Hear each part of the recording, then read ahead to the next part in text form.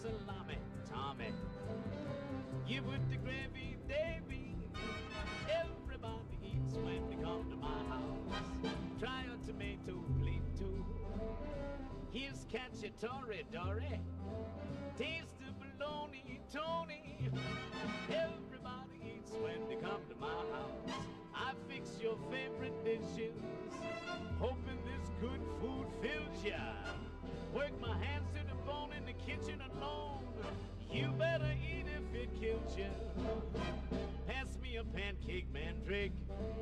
Having a derby. Look in the fender, mendel. Everybody eats when they come to my house.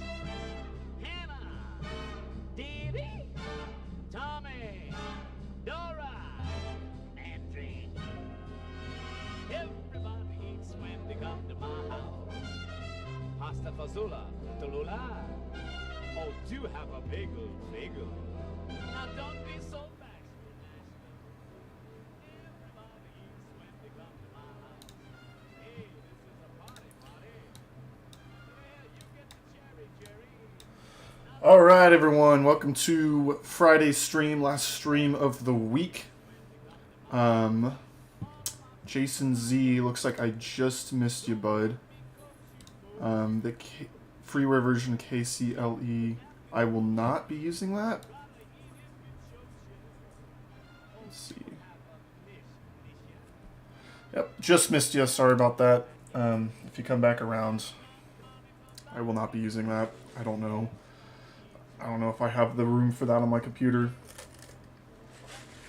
But what we will be doing today is we are going to be doing a pretty long flight for our... There's our flashlight. So we got to get some... So right now in New Zealand, it is pretty much early morning. I'm pretty sure. Let's look. What time is it in New Zealand?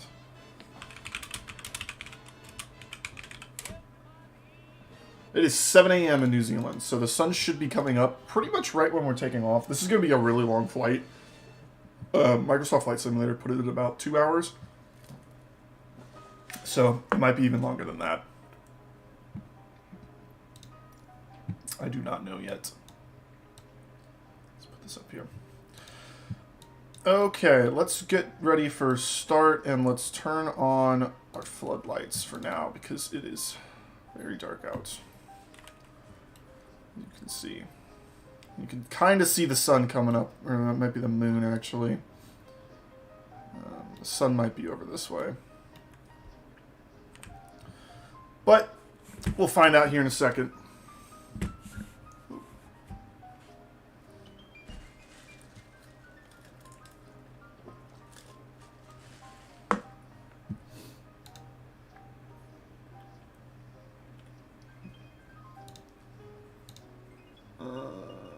Okay.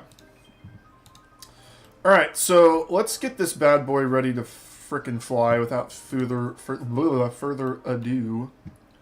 Let's go over here to SimBrief and find our, let's see, 5.5 kilograms of fuel. Our estimated takeoff weight should be about, it says about 37,659. That does not sound right. That's going to be really low if that's our fuel. Yeah, let's see here. Kg to pounds. So we should be looking for about 12,125 pounds of fuel. And we'll put in a little bit more for startup. We'll do about 12,335. 3,000. So we'll put in an extra 200 pounds of fuel here. Yeah.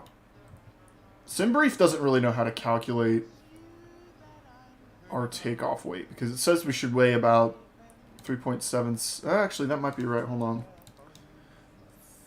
3770. 83,114. So that is right. I forget that this spits it out in kilograms. We're going to have 64 passengers today, so let's go ahead and put 64 people on our plane. Payload 6.7, so 6,700 pounds of cargo, 14. That doesn't sound right. Ugh. Our cargo is 1.6. That's what I should have put in, not payload. All right, 3,500 pounds of baggage for our passengers. This is going to put us in the wet takeoff condition.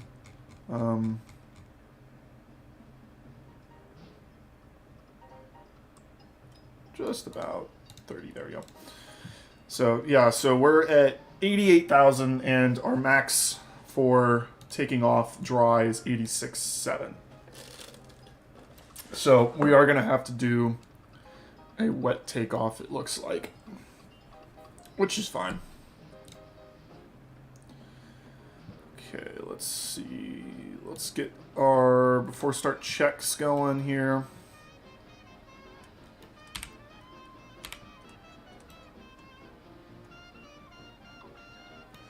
If we look up here, our flight plan should be loaded into this computer now, because I did it through Microsoft Flight Simulator. So we should have time to heading and stuff down there once we get that going. Ugh.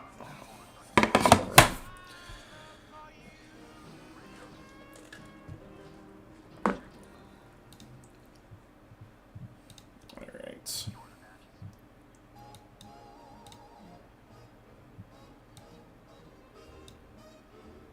Could not connect to the simulator. We are right here, brother. Whoops. This one. That one.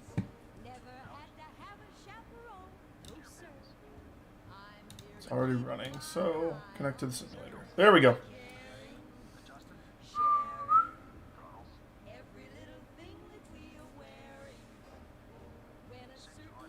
This might be copyright, actually, now that I think about it, because this is from White Christmas. See, I specifically searched for 40s jazz, which means I don't want singing in it. 50s jazz, classics, 40s bebop jazz. That's better. That's what we want. Okay, let's go to clearance, IFR clearance, because we have a flight plan filed. We should be taking off 5.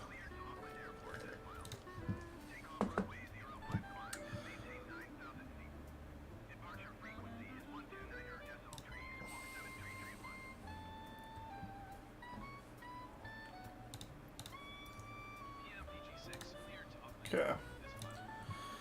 Don't plan a flight. Add a flight plan. Please connect from SimBrief. Bing, bang, boom. Cancel, cancel. Okay. Let's add an image for this. Add that.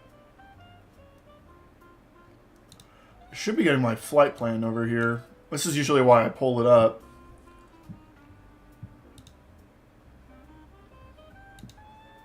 Alright.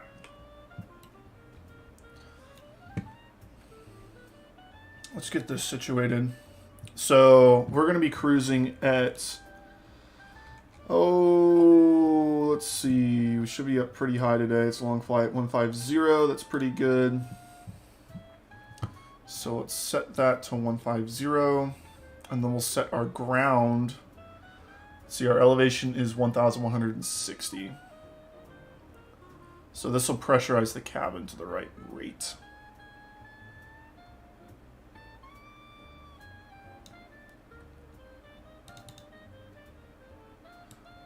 Well, actually, why is this? This is not a good view of this. There we go. 8's better. Okay, so our start is at, let's say 1,160. So we'll just do 1,100. We'll do that. Okay.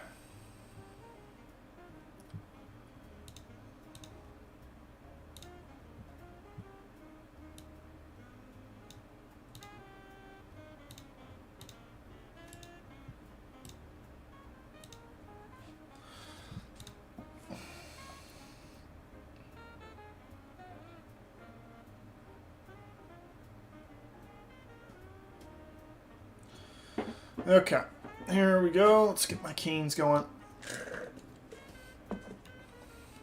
So let's get the engines. Hello? Can I go back to position 1 there? Thank you. Alright. Let's get the engines ready to go. Take that out. So we're on 6 for that. Wow, I can't see jack up here. Maybe we should be on red.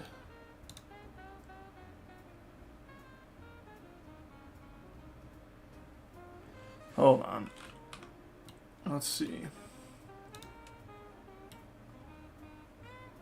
That actually helps a lot. Okay. So that's right. Engine starters right. Selected 3. Let's go boot it up.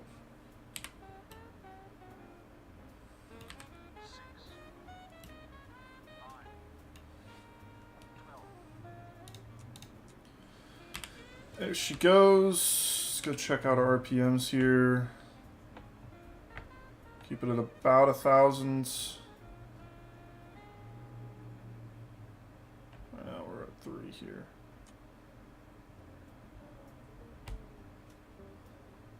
Well, I should probably plug in my flight stick so I can control the throttle of our airplane, right? That would make a lot of sense. Come on.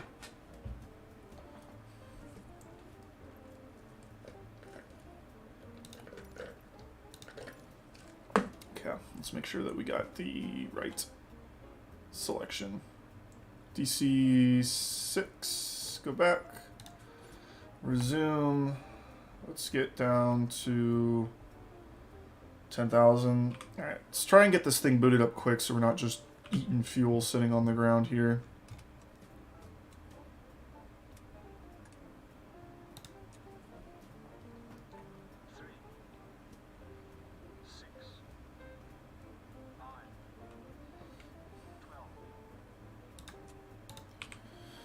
Alright, let's see. We've got good fuel. I mean, good oil, good fuel pressure, good RPMs. Let's get those RPMs up a little bit.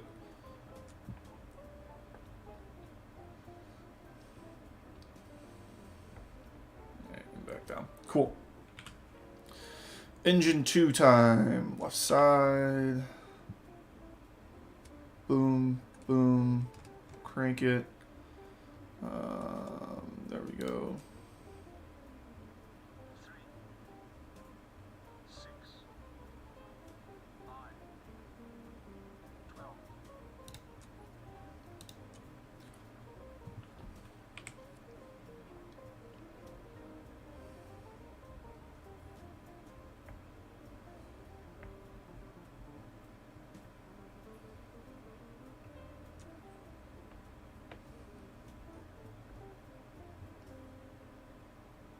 Alright, last engine, then we can start doing our taxi clearance stuff.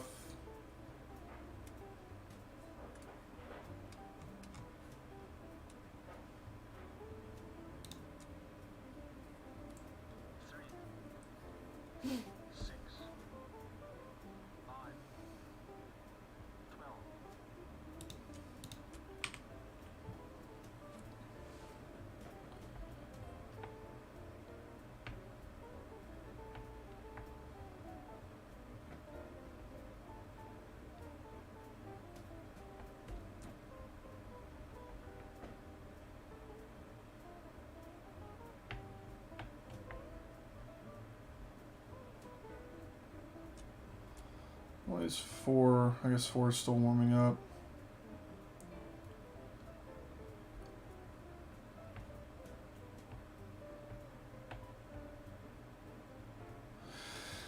Okay, that's good to go. Do our after start checklist. We will tune grounds. Taxi IFR.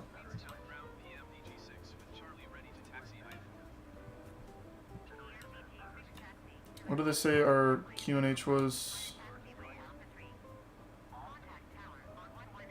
Oh, they didn't yet.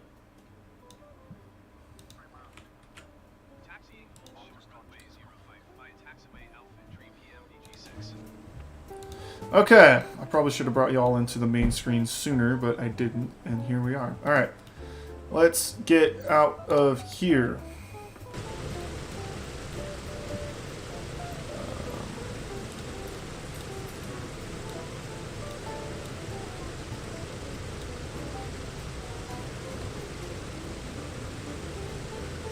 Careful we don't hit anything here.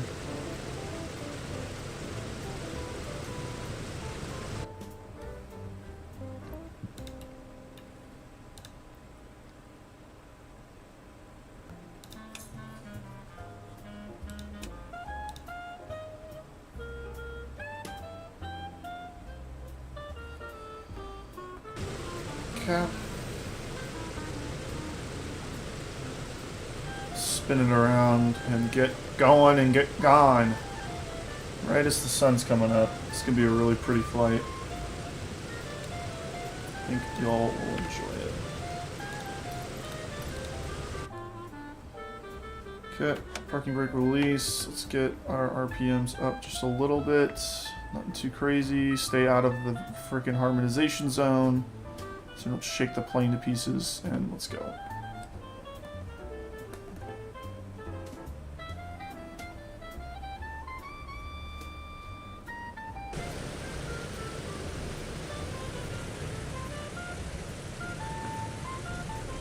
Look at that sunrise coming up over there. It's going to be a very pretty flight. It's going to be a long one. It's going to be... Hopefully we don't run out of fuel. I don't think we will. I was looking at the range of this plane. I had no idea that it flew like this. Oh, I think we're stopping here, actually.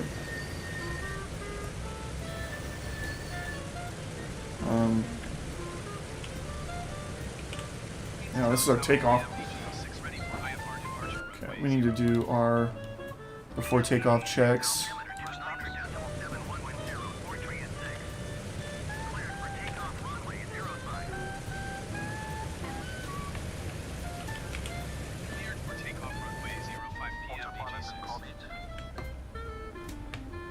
Get our RPMs down. We're shaking the engine to pieces, just like I was trying to avoid. Down, forward, pressure, quantity checked. Okay. Flaps 20.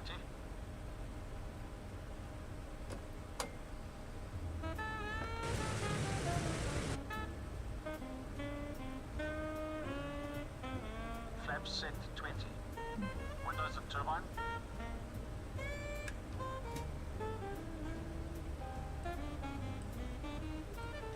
Closed and on. Controls. Dust lock released. Free. Potato. Okay. Let's look at our weights. Make sure we're still good to go. 12,229. I think that's under. Transponder. Let's just add a good 100 pounds, 200 pounds back in. Landing lights. 13,000 pounds sounds good. Is our fuel Extended and on. Before takeoff checks. 5491?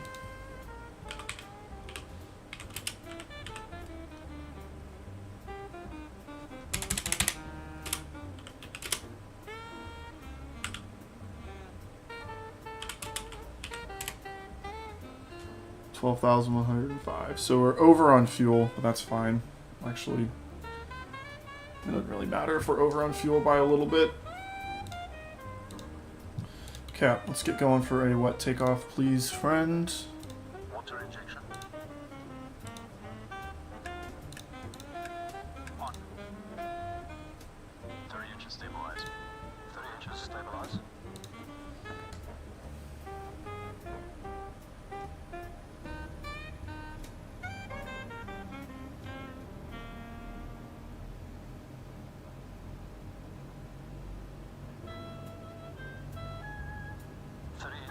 Stabilized. Cal flaps. Cal flaps. Cal flaps set. Full power, please. Going full power.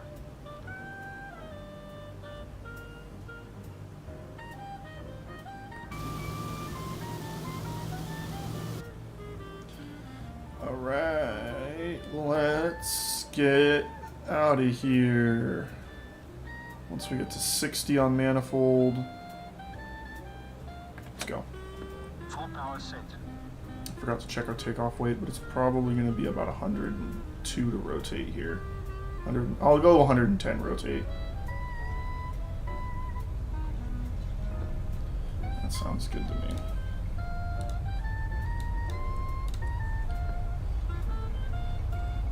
So we're going to do a pretty quick left turn off of the runway. We're running out of real estate here, boys. Let's go. Get out of here.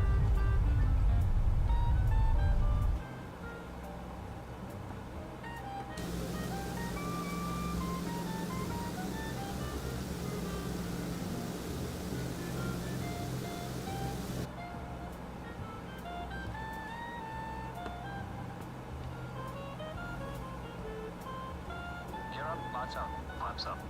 Flaps going up. We gotta get a climb in here, boys. And girls and whoever.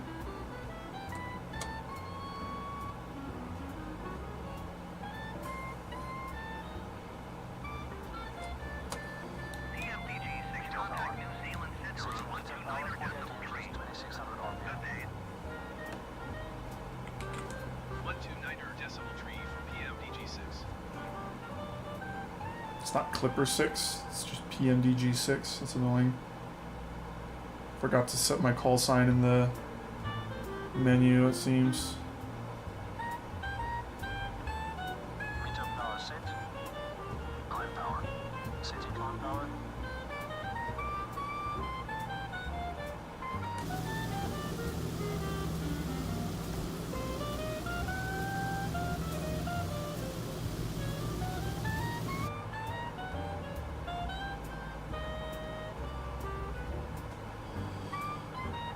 Alright. Let's keep this turn nice and shallow. Takeoff checklist, please. Still pretty low here. What did they say our altimeter was at? 2971, so we're like way low here. All the takeoff checks complete. There we go.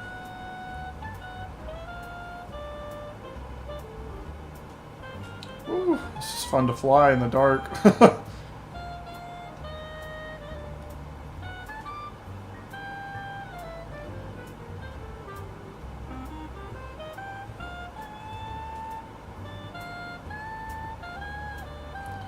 So we've got to make it over this mountain range up here, it seems.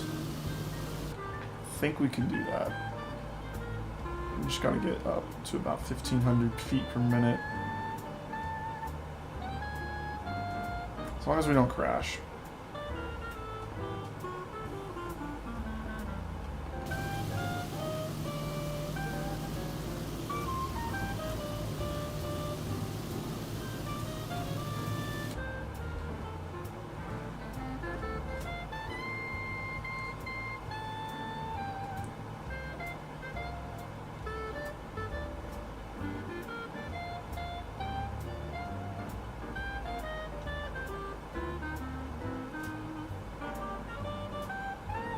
I wonder how high these mountains are. 11,000 feet. Maybe that's why I had a circle on takeoff, so we could gain altitude, so we don't hit the mountains. We might need to be doing that, actually. We are going to do that.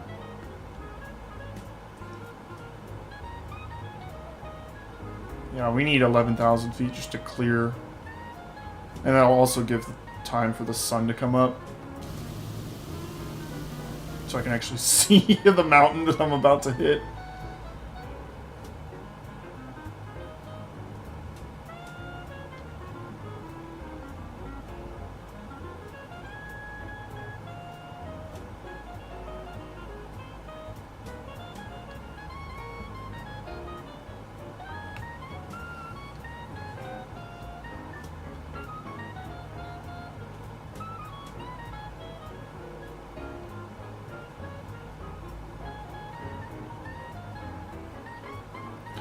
Ooh, we are tilting over pretty hard. I'm really paying attention.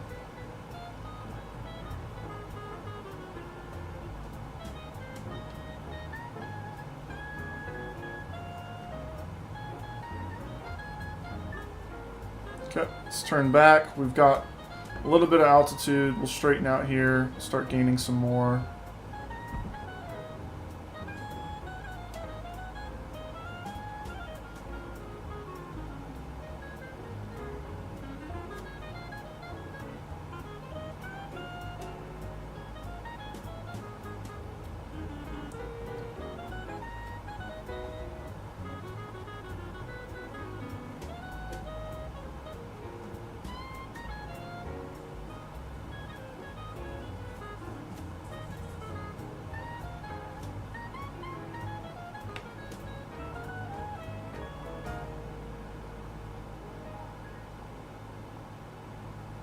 There's that beautiful sunrise. Oh yeah, I think we're going to be clear. Just needed a little bit of height to get over this part over here. Yeah, we would have been low. We were about 1,000 feet lower than we are right now. Yeah, we need to gain some speed though. That's the problem.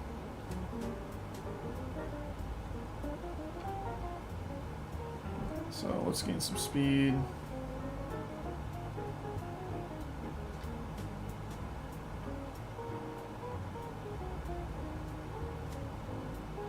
And in order to gain speed, I need to drop my vertical speed to gain lateral speed. Good old math.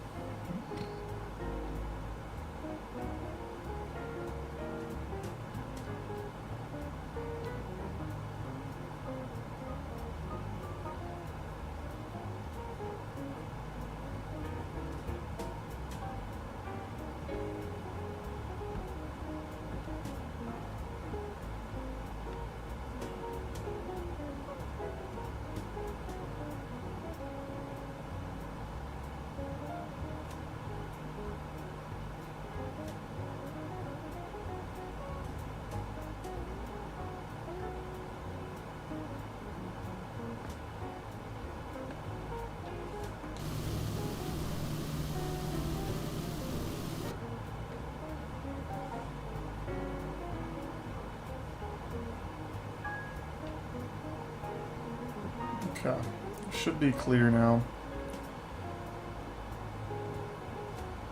Let's make sure we're not climbing too high, too quick, and losing speed.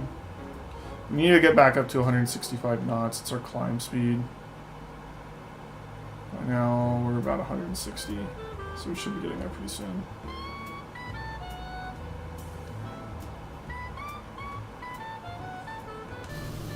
There we go. See, we would have, yeah, we were way too low coming off that airfield. We should have taken off south. I guess the wind didn't have us do that. It would have been better to take off south, give us some time to get some altitude, turn around, and then go over the mountain.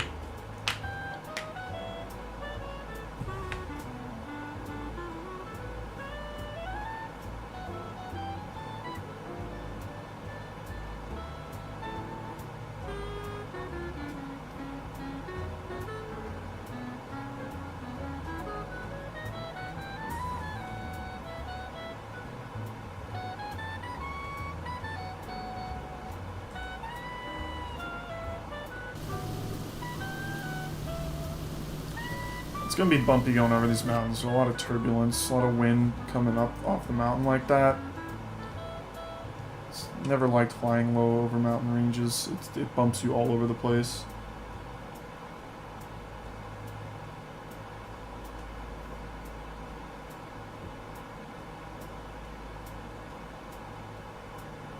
(8,000 feet).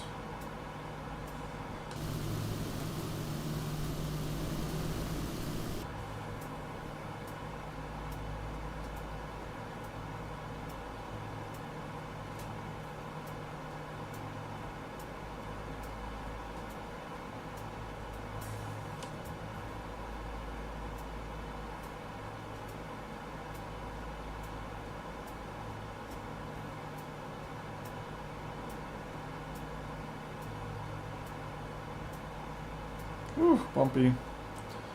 Bumpy, bumpy, bumpy.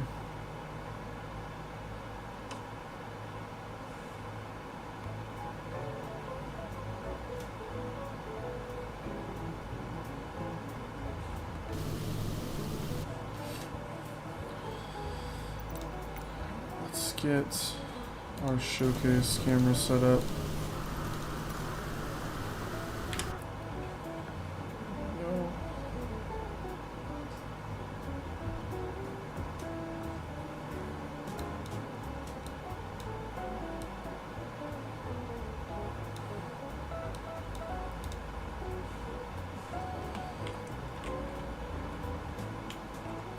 New Zealand Center PMDG-6 is at 9,500 Ooh, feet. why are we descending? 9,000 feet. PMDG-6 New Zealand Center altimeter 29.72, continue to index as planned.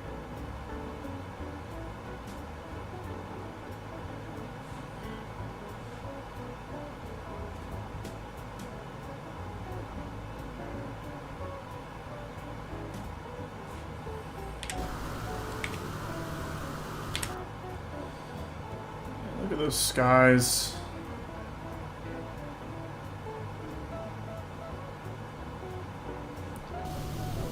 Yeah, I just need to get out of this mountain range. While we're climbing, it's just so bumpy. We go through 1,000 feet. Or 10,000, I mean.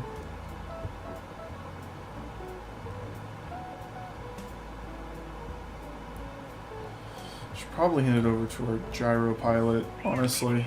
Please expedite your descent 9,000 feet. Oh. We have to go down to 9,000, huh?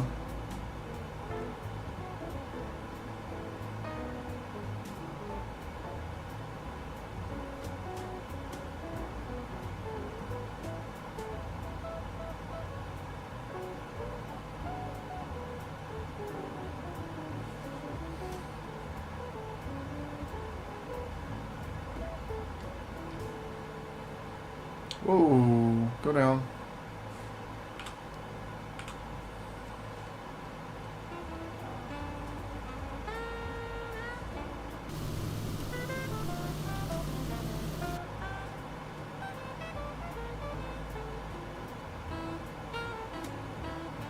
PMDG-6, please expedite your descent. I'm getting there. I know I'm at 11,000 feet. It's going to take me a second.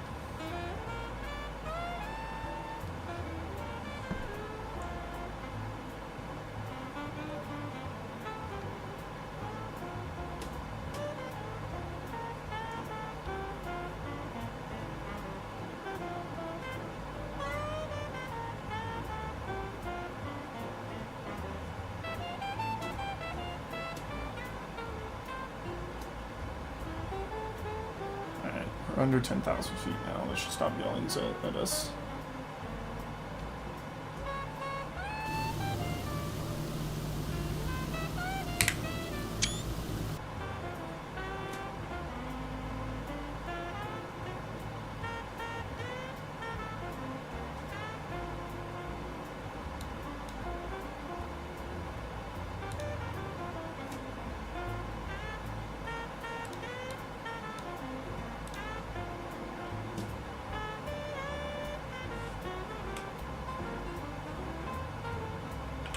PMDG-6 climate maintain 15,000 feet. Bruh.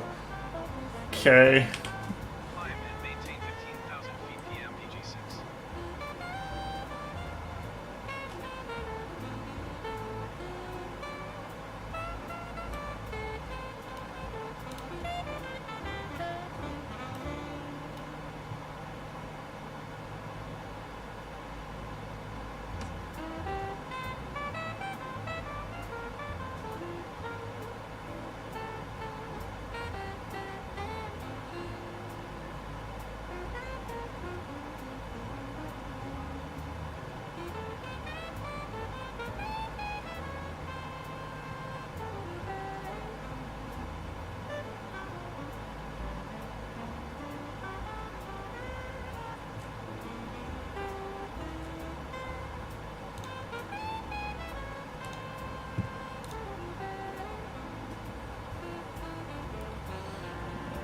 Get it back to 1,000.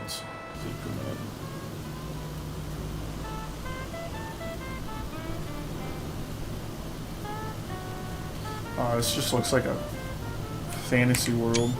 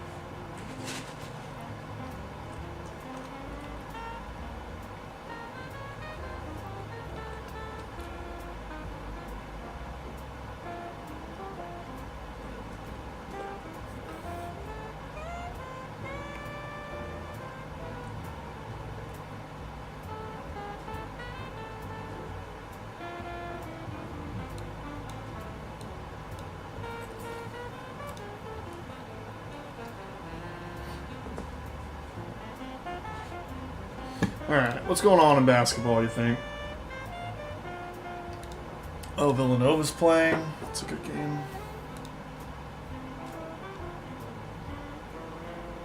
Auburn's going to win their game. No surprise there.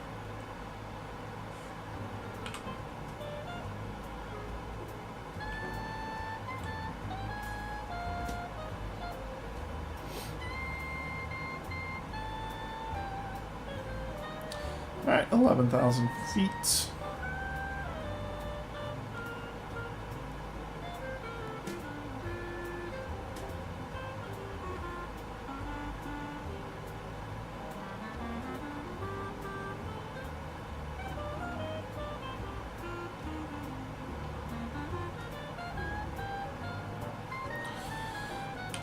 Let's look here. So, no alternate fuel tanks. We got a little under 30,000 in each. 30,000 pounds, 3,000 pounds in each tank. Let's look here. Should have plenty of fuel to get there. There's that sunrise. Look at that. Wow. This game never ceases to amaze me sometimes. Sometimes it never ceases to amaze me. That doesn't make any sense, does it?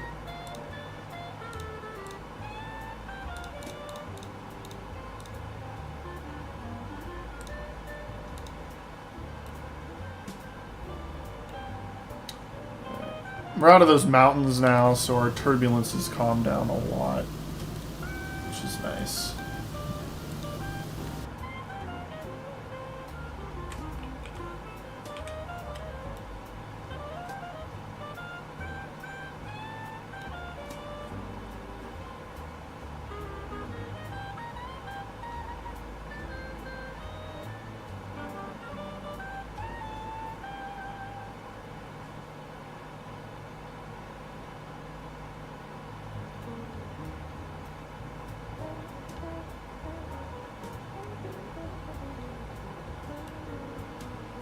There's some turbulence just as I say that.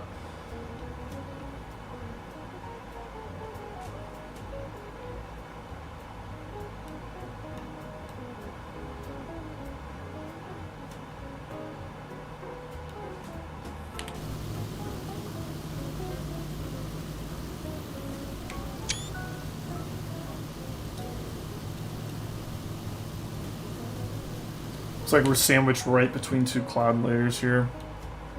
13,000 feet. Climbing a little steep here. Don't want to lose too much speed.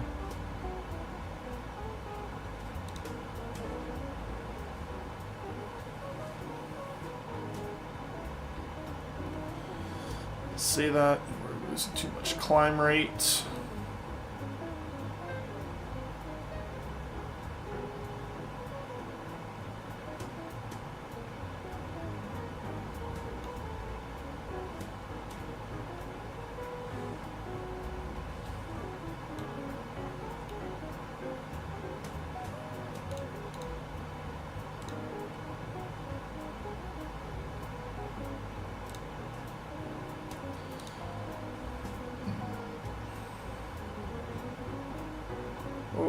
whoa, whoa, whoa, whoa.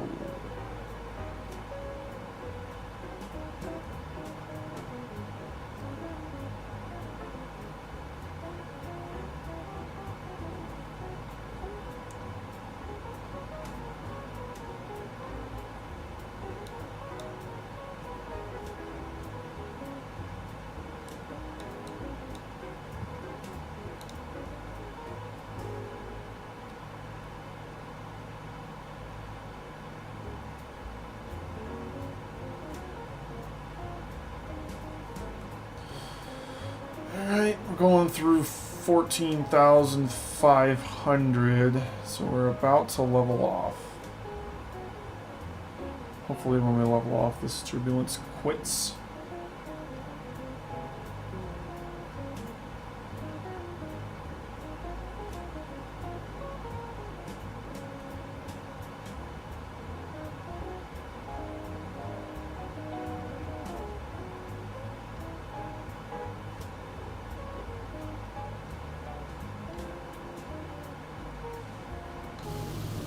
Because we're going over more mountains.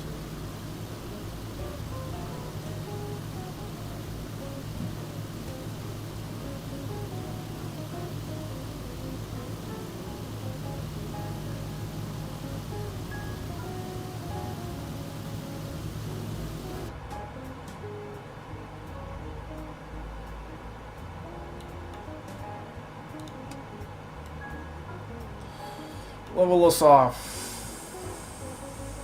Or not.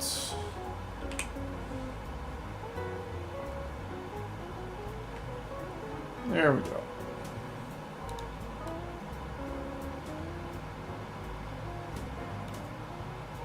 Set cruise power, please. Setting cruise power.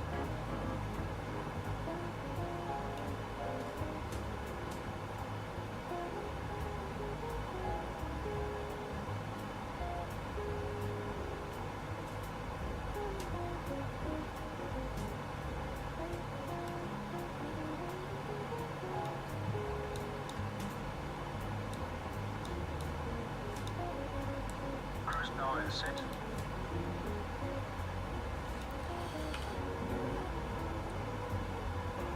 Should we close the cowl flaps here, brother? I'm losing temperature. Yep, he just closed them. Yep, he just closed them.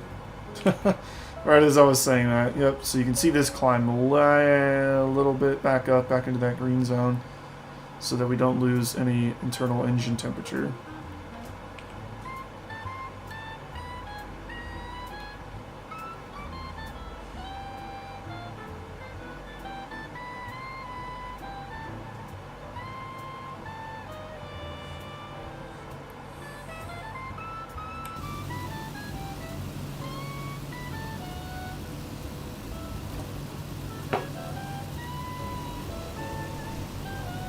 Look at these cloud formations. They're crazy.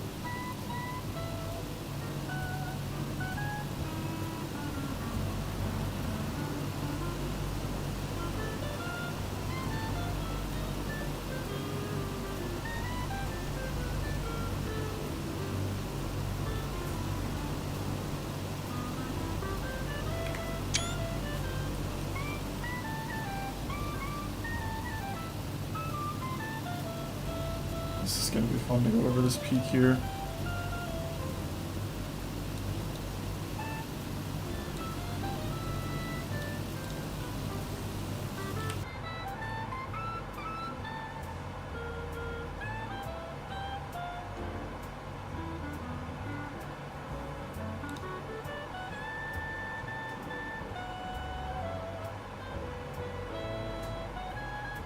So yeah, back to what I was saying about the DC-6 having a lot of range. I was looking at, like, an A320 can make it from New York to not even Vegas.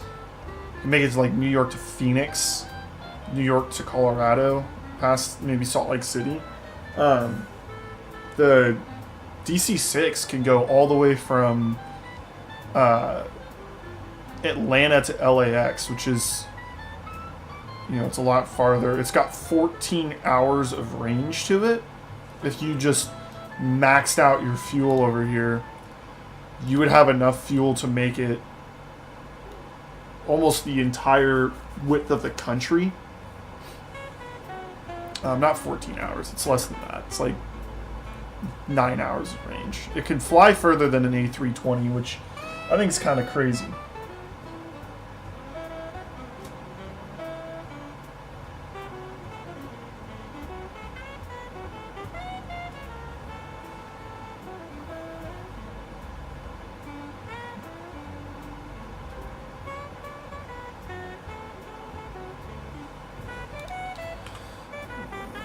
Let's get turned back and get on course again. One day I'll learn how to use these stupid radios. I think from what I've seen online, this version of the radio would be easier for us.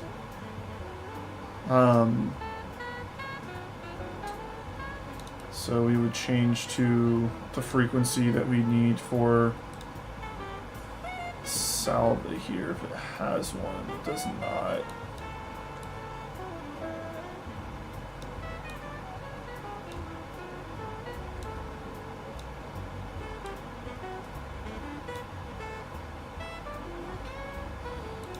I don't know. There's a lot to figure out about this plane still.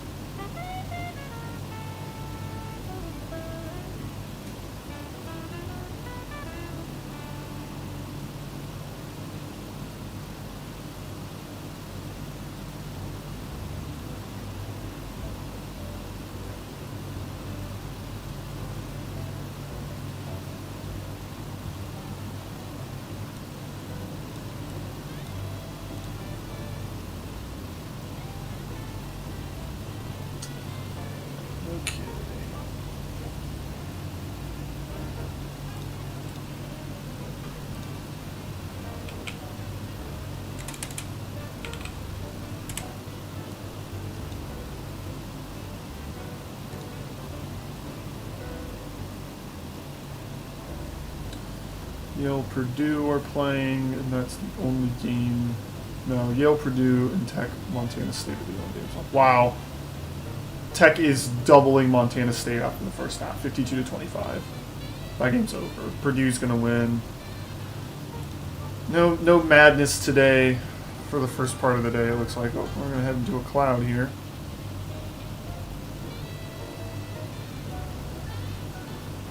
Wonder what this will do for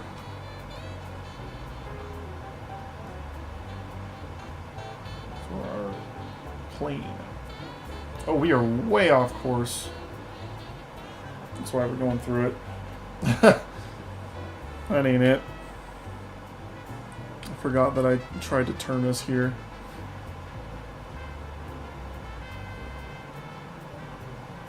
I'm still getting used to this being a pitch and roll gyro pilot instead of a heading autopilot. Where a heading autopilot, like in the A320, you just punch in a heading and it goes that direction. And this one, it'll just keep turning if you forget about it, which is what always happens to me.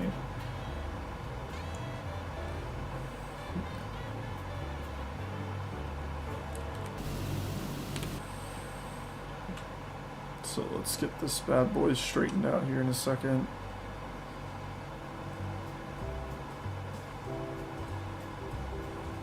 That should be fine.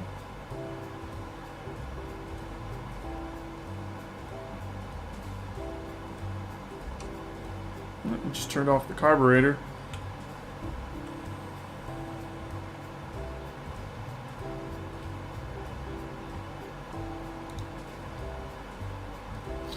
So this thing could cruise up to 25,000, but we haven't even gone above 1.9 yet.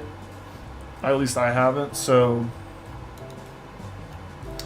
wondering if we'll ever need to go that high.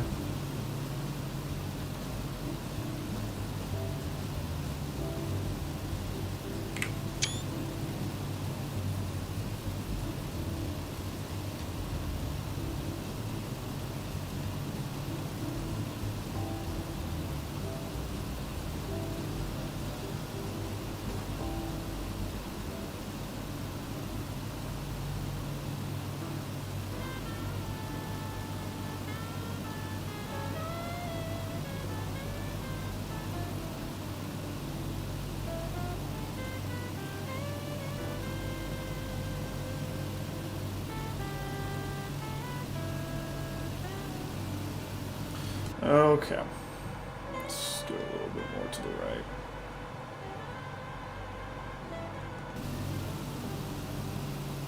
There's the shoreline. Kind of aiming to get on the west side of the mountain range. I'm pretty sure this mountain range goes all the way up the bottom half of New Zealand here. Probably goes up this way. So if we can stay along the shore, which is probably what this route's doing for us anyway, if we can stay along the shore here and keep out of the turbulent air of the mountains, that would be lovely.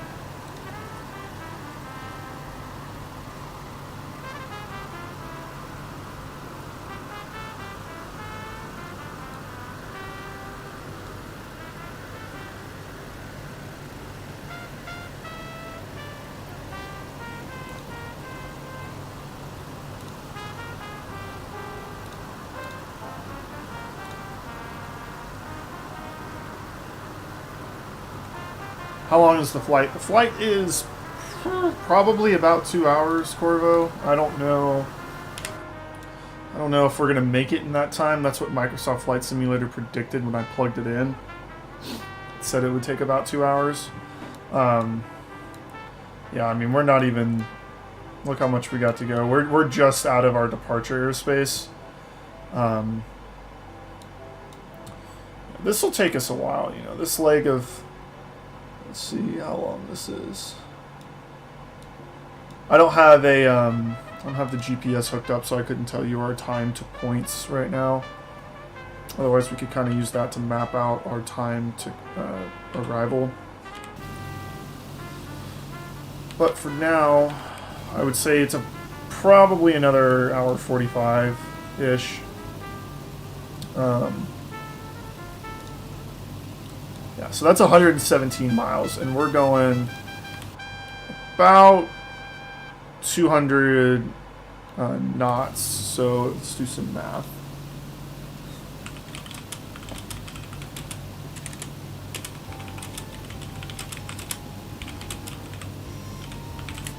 Let's see. Okay.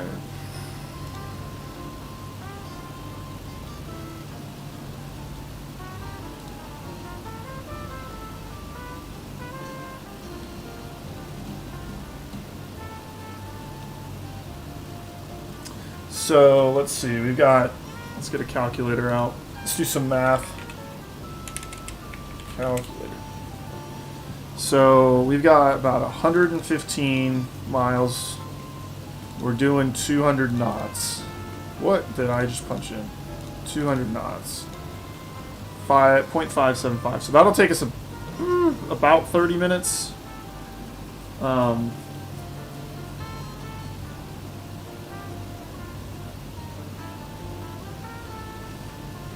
think. So that'll take us about 30 minutes just to cross this leg of things, like this right here. It'll take us about 30 minutes.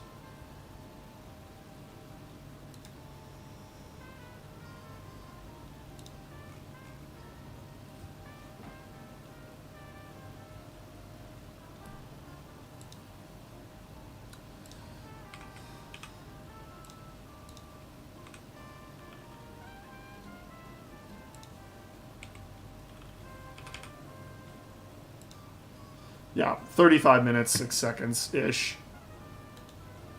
to cover just that. So it's not quick.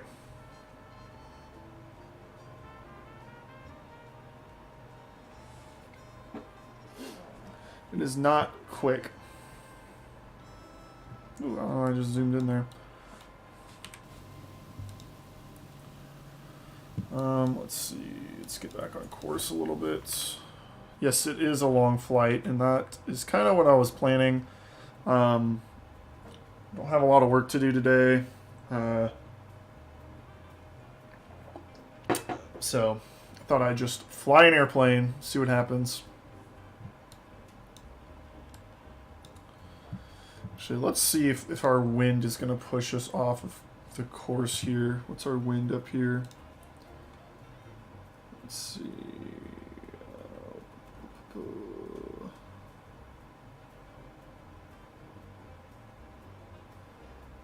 Wind is...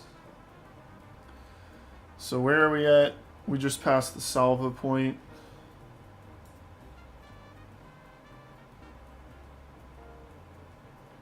So right now wind is 338 at 17. Oh, bless me. Yeah. Wind is, what did I say? It was 338 at 17. So our wind is coming in from about here, pushing us this way. So we actually do need to turn into the wind a little bit, so that we can kind of crab forward, stay on course. 356 at 13 is going to be our next point here. So that'll be it'll be kind of this way ish, I think is what that means. Let's see here. 8. So is that what that is? Yeah. So north is 0, and then it gets to 360 this way.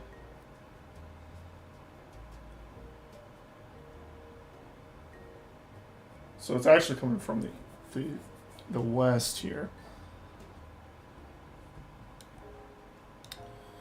If we look.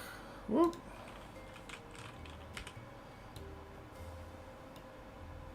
Yeah, we're facing, you know, 30, which is northeast here. I always thought this was so backwards, because if I turn left, this will actually move, it'll rotate counterclockwise. You'd think if you turn left, it would rotate this way, but it doesn't, it's backwards, which is why this is so confusing.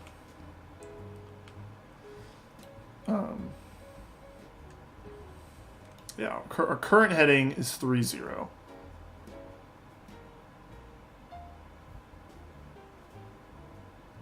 So I turn this back this way. Yeah, that's fine.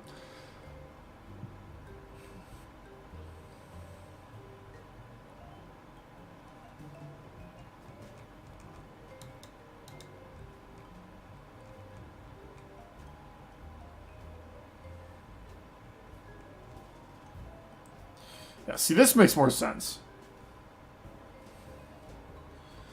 Hold on, my wife is calling me.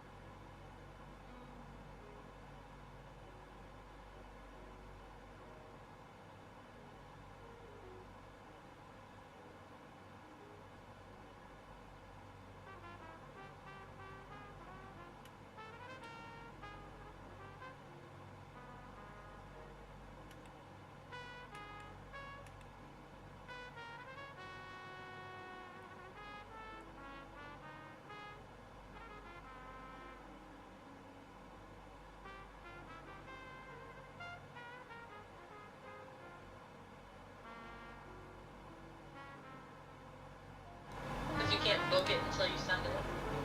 I'm gonna book you to the charity bin. How's that sound? No. I mean, I didn't ask if you wanted to or not. I just wanted to know how that sounded to you, because that's what's happening. No. Yeah.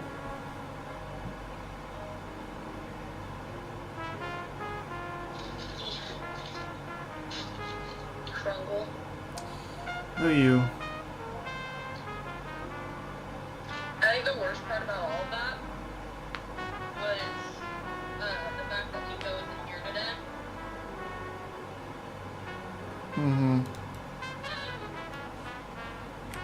His son grew up at school yesterday, Okay.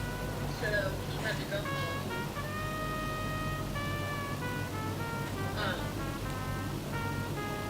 And he wasn't allowed to go back to school for 24 hours, so he couldn't go back to school until like 9 a.m. today.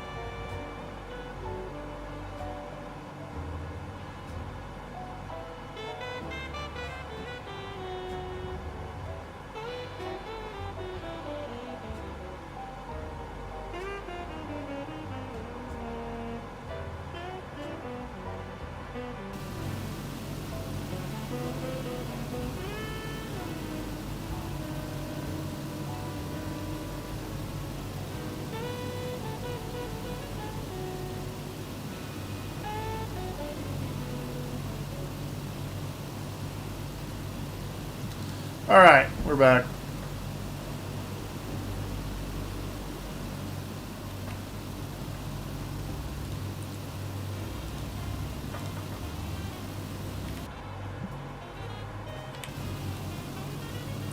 I love how watching how frickin' snaky our route is because we're not on this line. We're not like beamed into a heading like we would be in a. Yeah, we're not even going to start our descent for an hour and a half. So.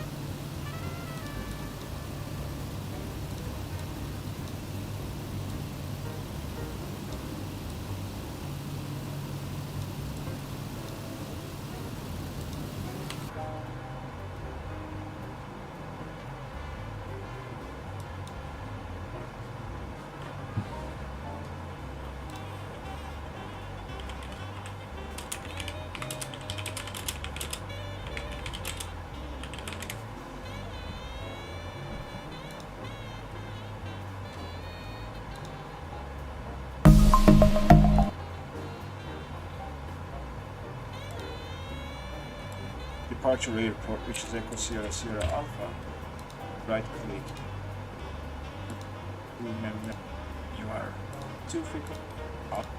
Our active frequency and 112.60 as our standby frequency to have it as a backup. So that's our radios tuned.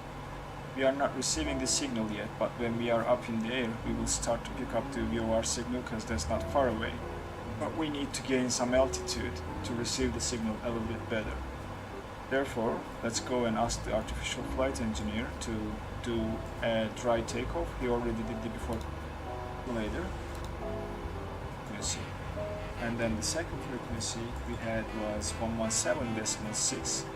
That will be our standby frequency for Nav 1 radio. And we'll switch over to the Nav 2 radio and we'll do the exact opposite and tune for 116.7. That's just a complicated thing we have to learn, isn't it?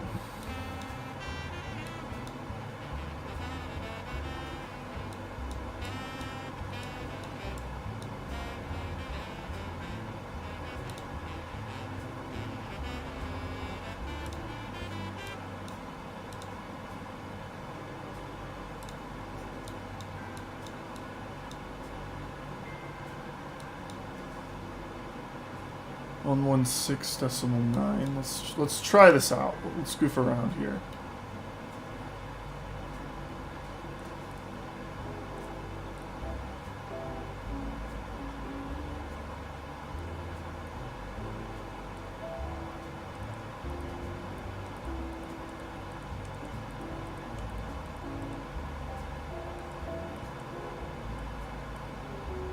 Oh, I can go that low.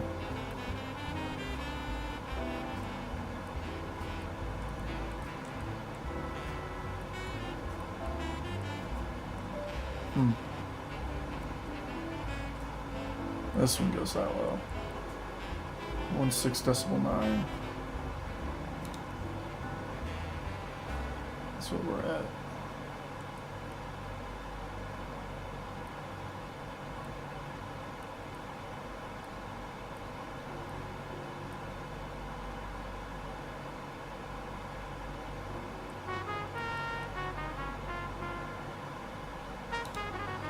So if we come down here, oh, there we go.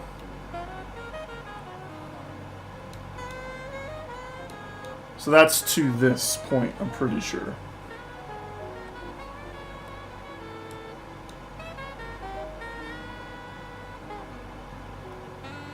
Maybe. 0. The signal, or start to receive the signal from the beacon. So the plane is pitching up, let's trim for climb, and let's aim for 1500 feet per minute center, and that's when we know we are centering the aircraft on that course. So that's the basic radio navigation when you are trying to track a VOR station. And as we get close, we can start making the turn towards the needle to take it back to the center. That's a good video that I'll need to watch at some point.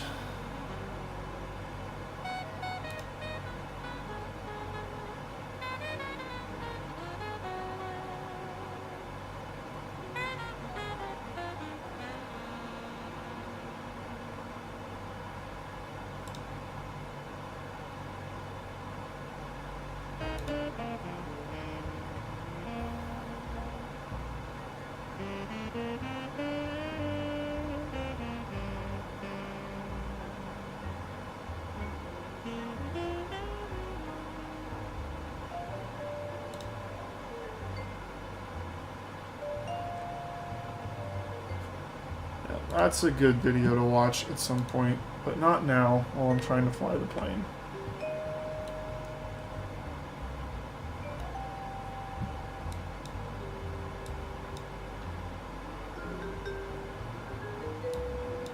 Probably tune to 113.10 in a second.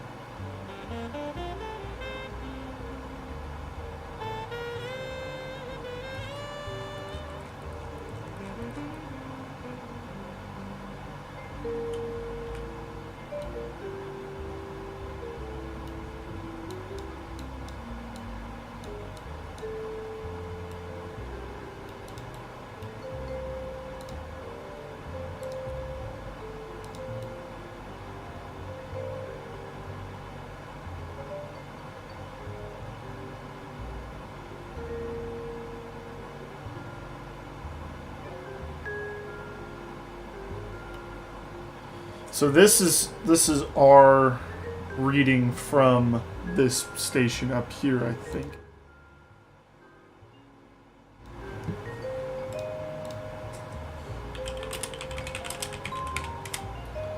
TFDi contact New Zealand Center on 119 decimal 2. Good day. Going to 119 decimal 2 TFDi 6. What's going to change here when I do this? This is our, okay. New Zealand Center PMDG 6. This is our radio. This is our VOR. Okay, I'll turn your drops.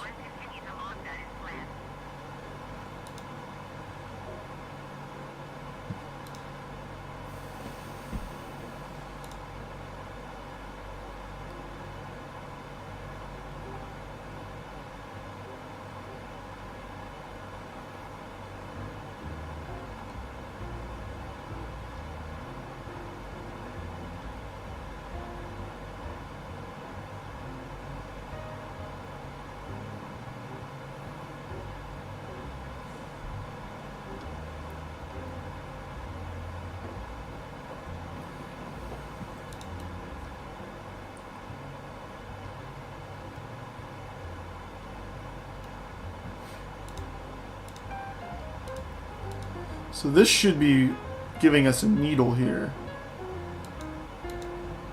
because we're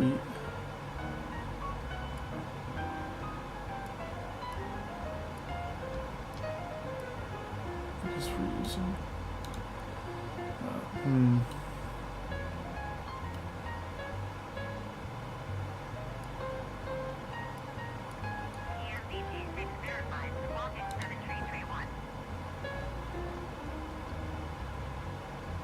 Is that because I just messed with that? 7331. Is that something I put in up here?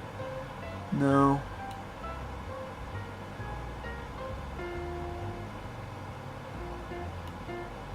Okay, so yeah, we are. This is our squawk. That makes total sense. Communications. Okay.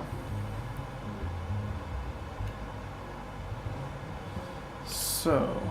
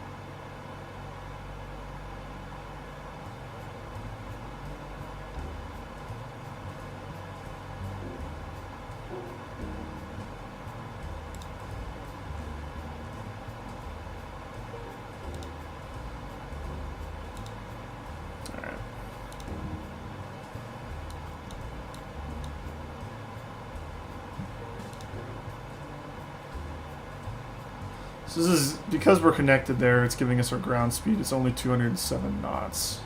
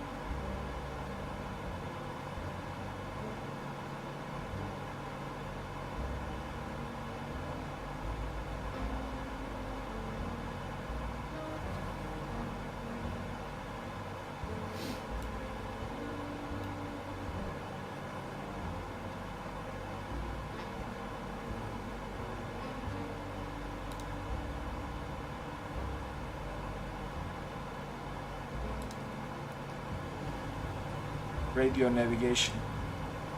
When you are trying to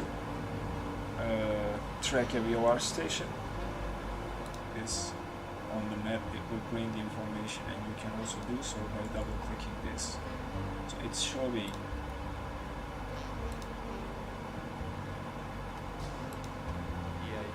VOR 115.0, and the single arrow is taking us to the Athens VOR ATV 114.4. First and foremost, we've got the Athens VOR 114.4 in Nav1 in use up here. Next we've got 382 as an NDB, which is the Agena EGN NDB directly ahead. And in Nav2 we've got 115.0, which is the Kia VOR KEA.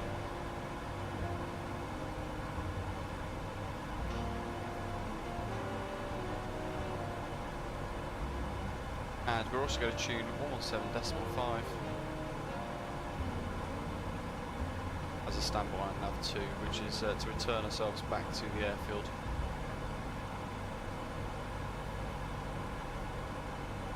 We could also tune and standby 405.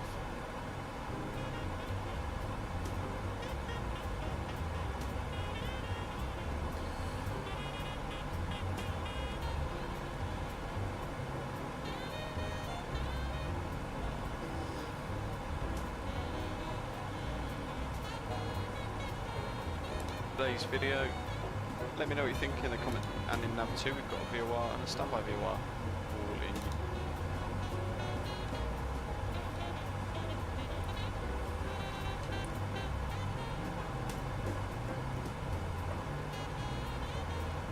Gara NDB.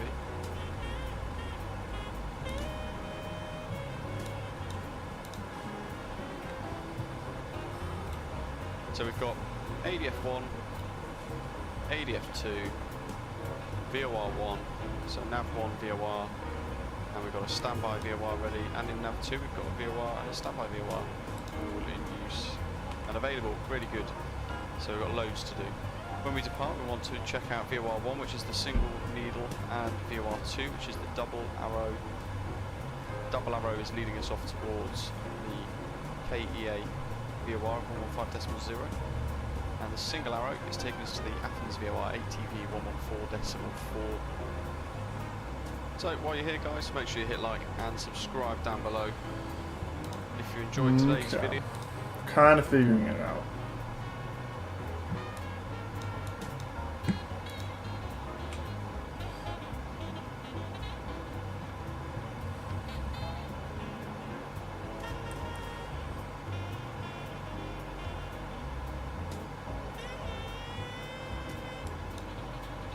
So you use this to triangulate your position. 116.9, I think, is what we need to do here.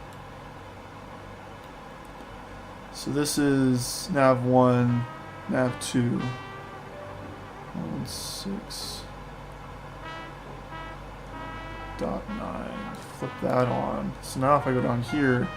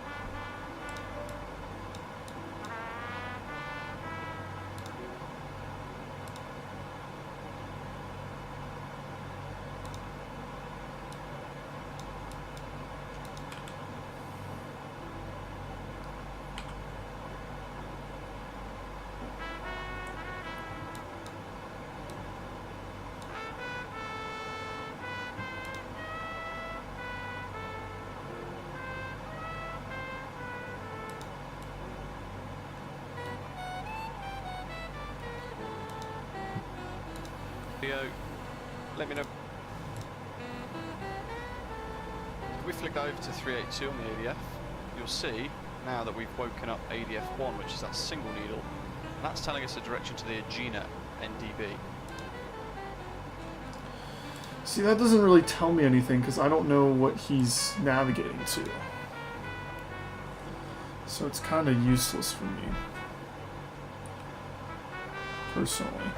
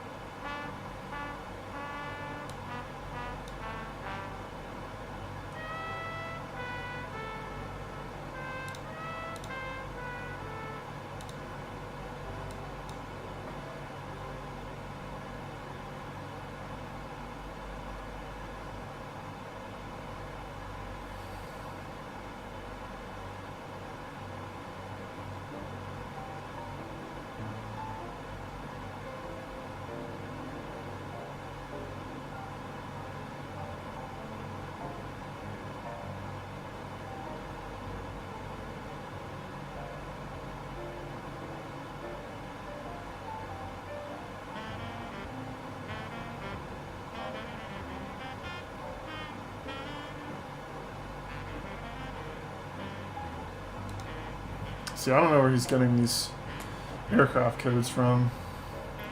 That's my problem.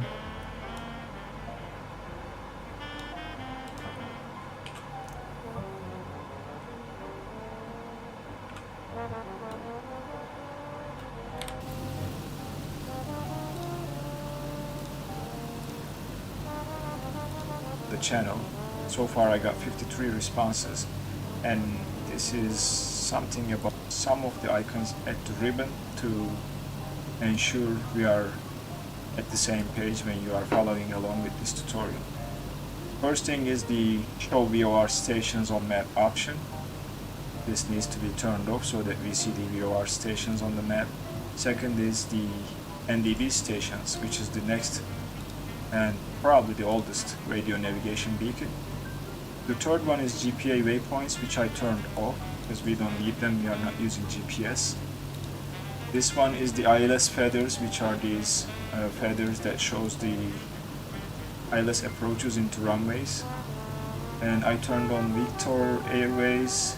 You can turn on Jet Airways if you like, and then the tracks also can be turned on if you like, but I think that's not happening or something I don't understand. The rest, you can show the other aircraft from the simulator, you can turn it off. This is my aircraft right here, and you can trace a trail while you fly. And then this one is the AI aircraft, which you can easily turn off and declutter your view just a little bit more. Okay, so these are the options. You also have the weather and wind information. You see the wind coming from 346 at 3 knots at the moment. But this is not necessary for the purpose of this tutorial. So, flight planning. First things first, you need to go to File, New Flight Plan, or click this plus icon, which will create a new flight plan for you. You need to enter your cruising altitude. I'm going to stick to 12,000 for now, and you need to select whether it's going to be an IFR or VFR flight plan. This changes how little Navigaph processes your navigation information when you have the departure and destination. From there, we'll search for the departure airport, which is Echo Sierra Sierra Alpha, Arlanda in Stockholm, and you right click on it and set this as the flight plan departure. So that's one step down. Our destination is Gardermoen in Oslo, which should be somewhere around here. Echo November Golf Mike, that's what I'm looking for. Right there, that's Gardermoen. Okay, you can either do this and right click and set at airport Gardermoen, because we are departing from this runway. Then we will start discussing how we are going to navigate using this flight simulator, and start with tuning our radios. Here we are in the flight deck of the DC-6. If we go up to here, and if you remember from little nav map that we first looked at it, the first frequency is HMR, Hotel Mike Romeo VOR station, and the frequency is 112.6. So we will tune 112.6 as the active frequency, and then the second frequency we had was 117.6. That will be our standby frequency for Nav 1 radio. And we'll switch over to the Nav 2 radio, and we'll do the exact opposite and tune for 116.70. I'm sorry, 0.60, not 7. Let me correct this. As our active frequency, and 112.60 as our standby frequency to have it as a backup.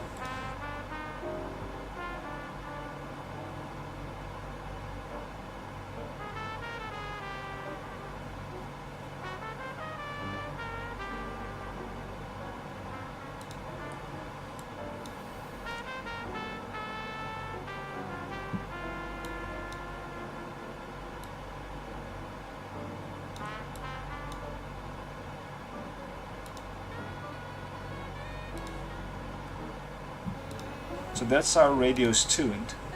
We are not receiving the signal yet, but when we are up in the air, we will start to pick up the VOR signal because that's not far away. But we need to gain some altitude to receive the signal a little bit better.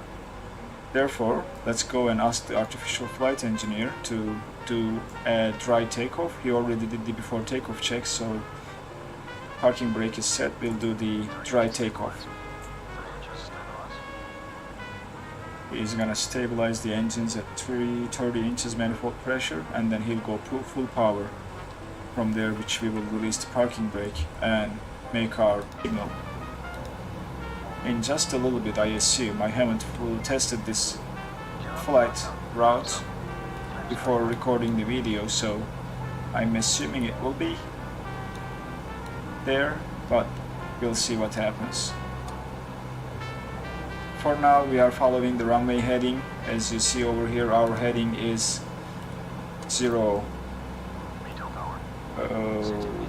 1-ish. That is the runway heading. We took off from runway 01, I'm sorry, and we are waiting for the beacon to show us the signal, or start to receive the signal from the beacon. So the plane is pitching up. Let's trim for climb, and let's aim for 1500 on our right, but we are traveling towards that VOR.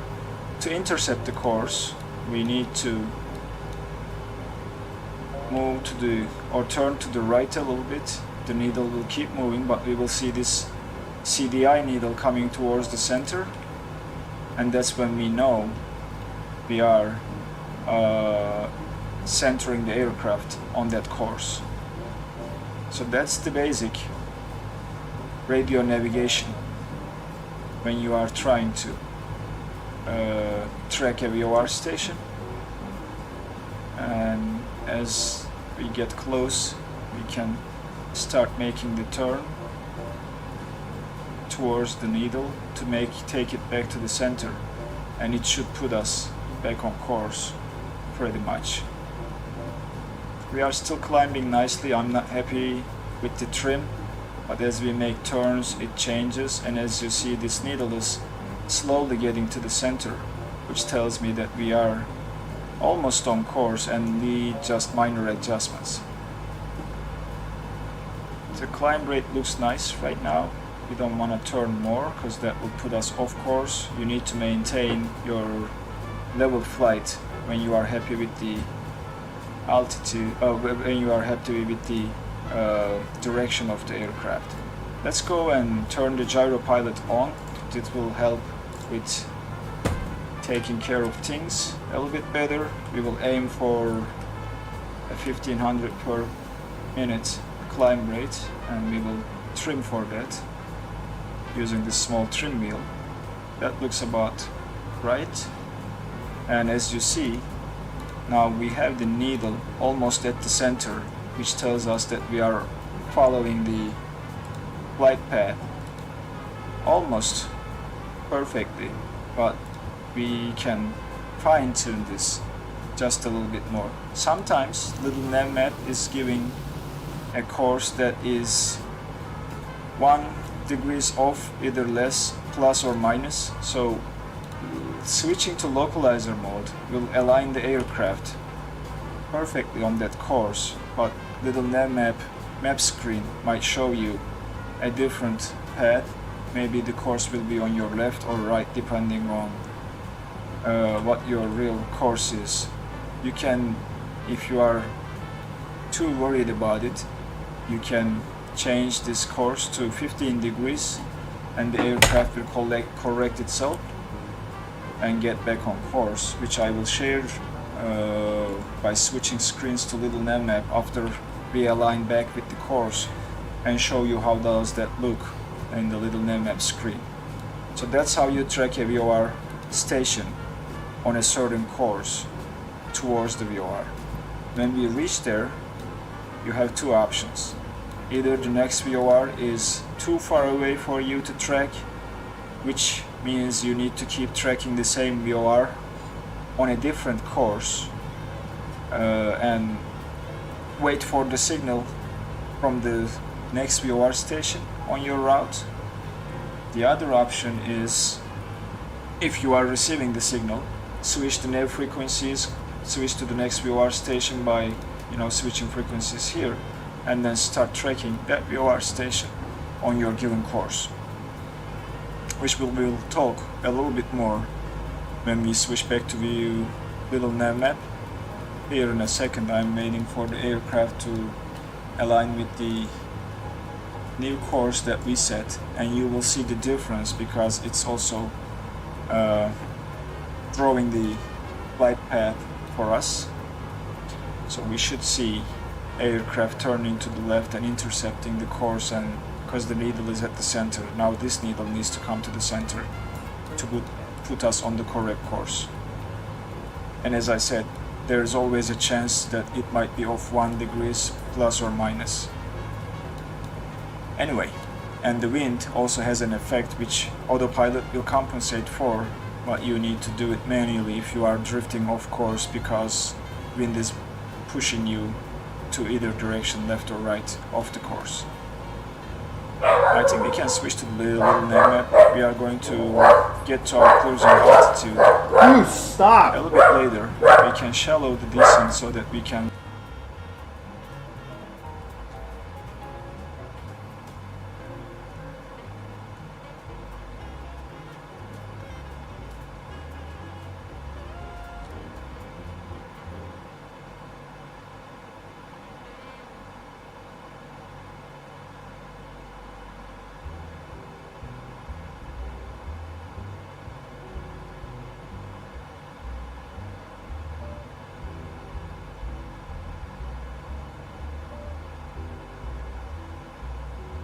Dog just lost his have more mind. time to discuss. So let's trim the pitch nose down and trim down for a shallow descent or less descent.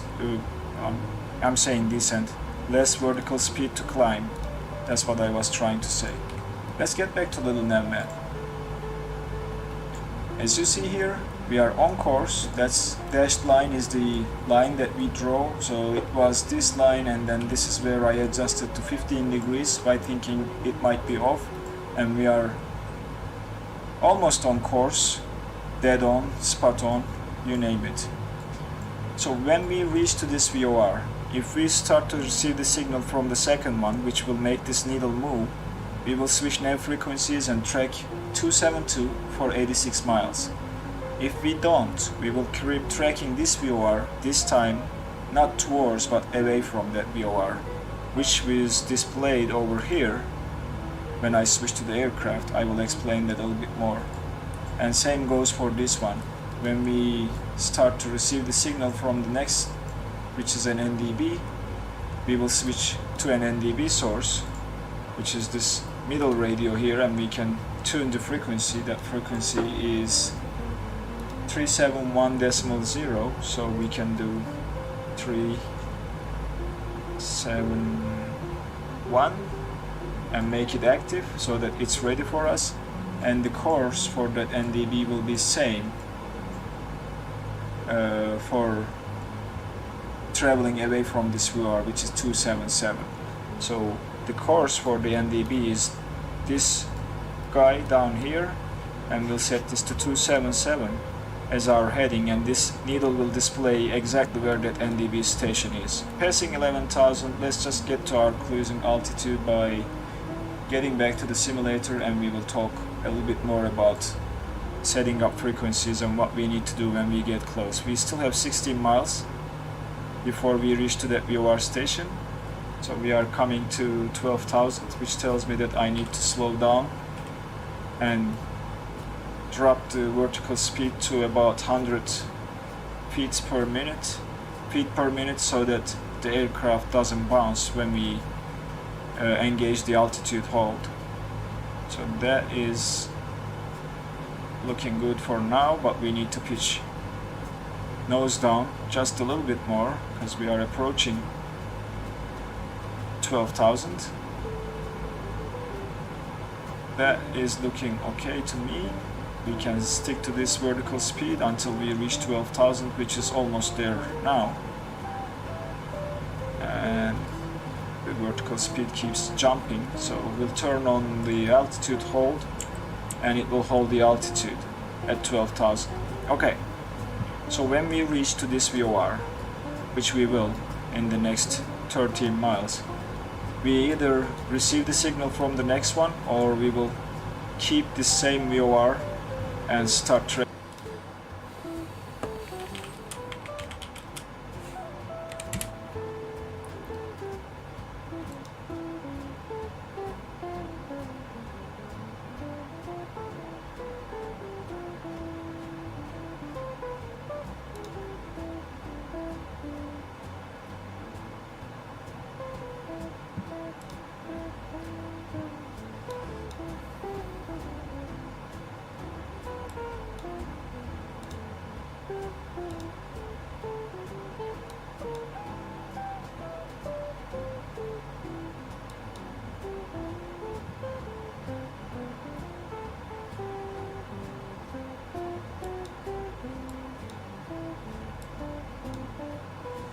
Does Navigraph even have NDVs?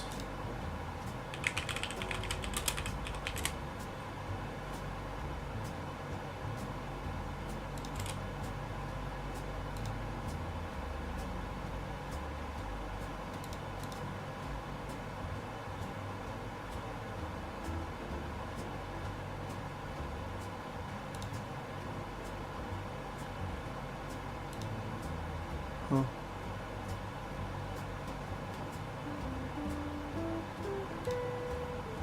Breaking away from that, which is displayed on the CDI. As you see, if I go down, there is an up arrow, which means that we are traveling towards that VOR. At the moment, when we pass over that VOR, this should turn to a down arrow that is telling us that we are tracking away from that VOR.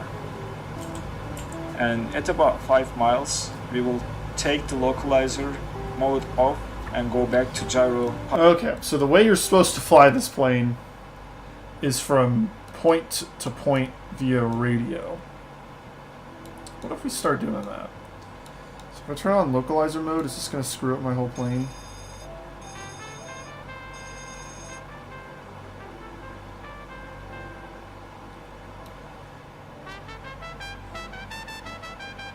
Electric release.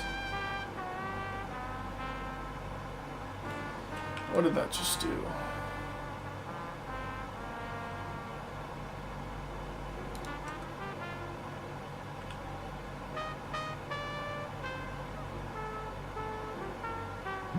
How did he get it to turn to the... So that is looking, still have 16 miles before we reach to the... Too worried about navigation when you are trying to track a VOR station, and as we get close we can start making the turn towards the needle to take it back to the center, and it should put us back on course pretty much. We are still climbing nicely. I'm not happy with the trim, but as we make turns it changes, and as you see, this needle is slowly getting to the center, which tells me that we are almost on course and need just minor adjustments. The climb rate looks nice right now. You don't want to turn more because that will put us off course. You need to maintain your level flight when you are happy with the altitude, when you are happy with the direction of the aircraft. Let's go and turn the gyro pilot on. It will help with taking care of things a little bit better. We will aim for a 1500 per minute climb rate, and we will trim for that using this small trim wheel. That looks about right.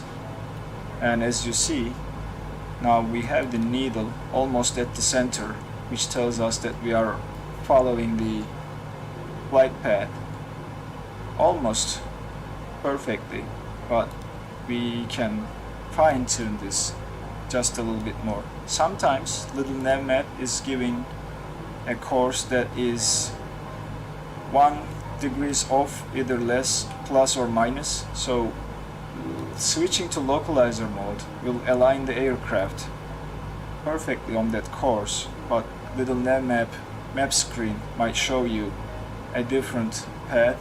Maybe the course will be on your left or right, depending on what your real course is. You can, if you are too worried about it, you can change this course to 15 degrees and the aircraft will correct itself and get back on course, which I will share by switching screens to little Navmap after we align back with the course, and show you how does that look in the little Navmap screen. So that's how you track a VOR station on a certain course.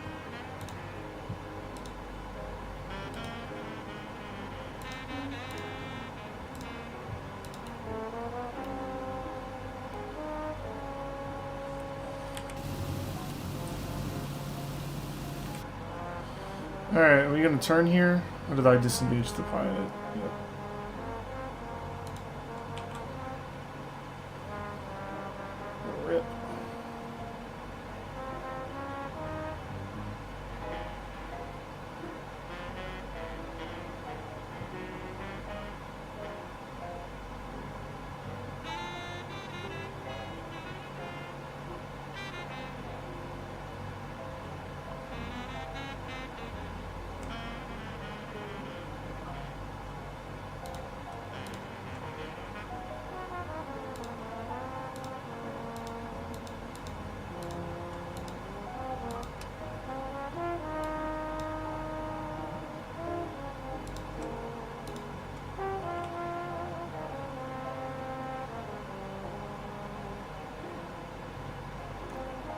Man,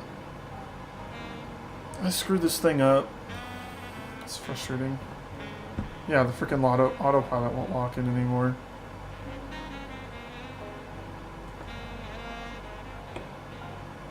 Losing altitude.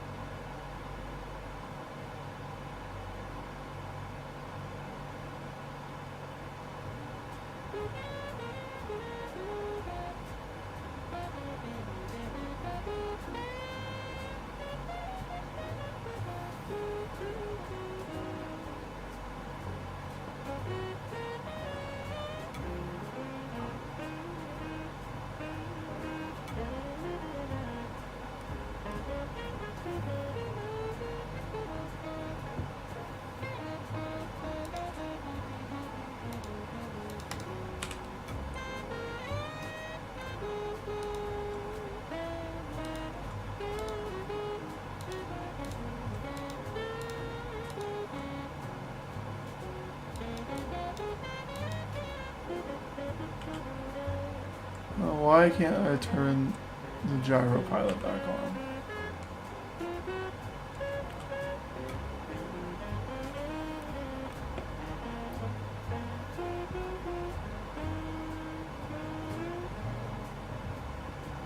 This whole thing is a nightmare right now, dude.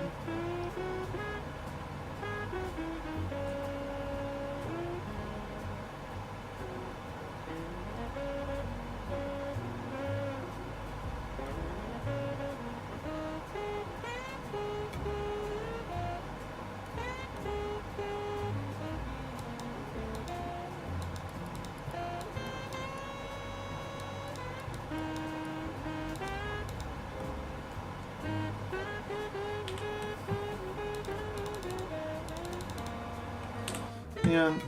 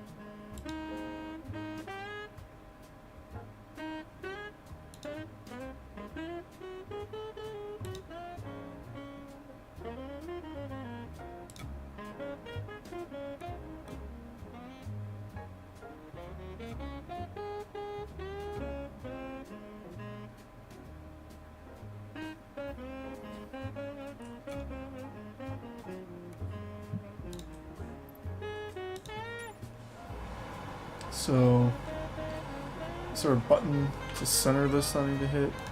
Yeah, so I hit that button. Turn it off. Turn that off. Can't turn this off. Can't turn that on. Gyro pilot on.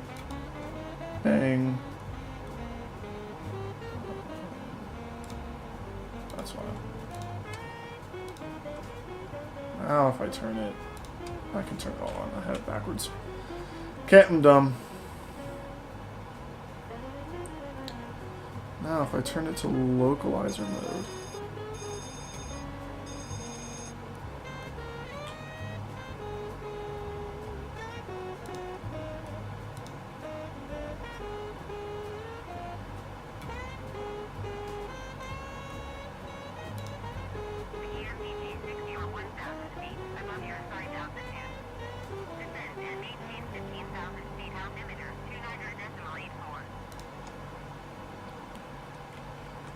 Descend and maintain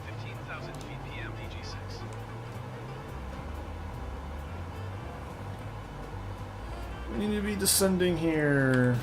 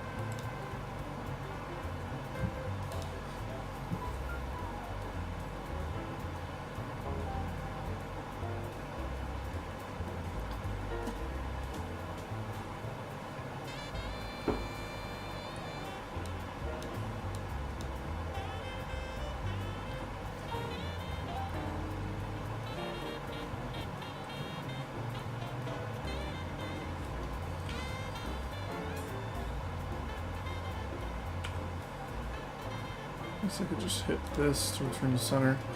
I wouldn't have to guess.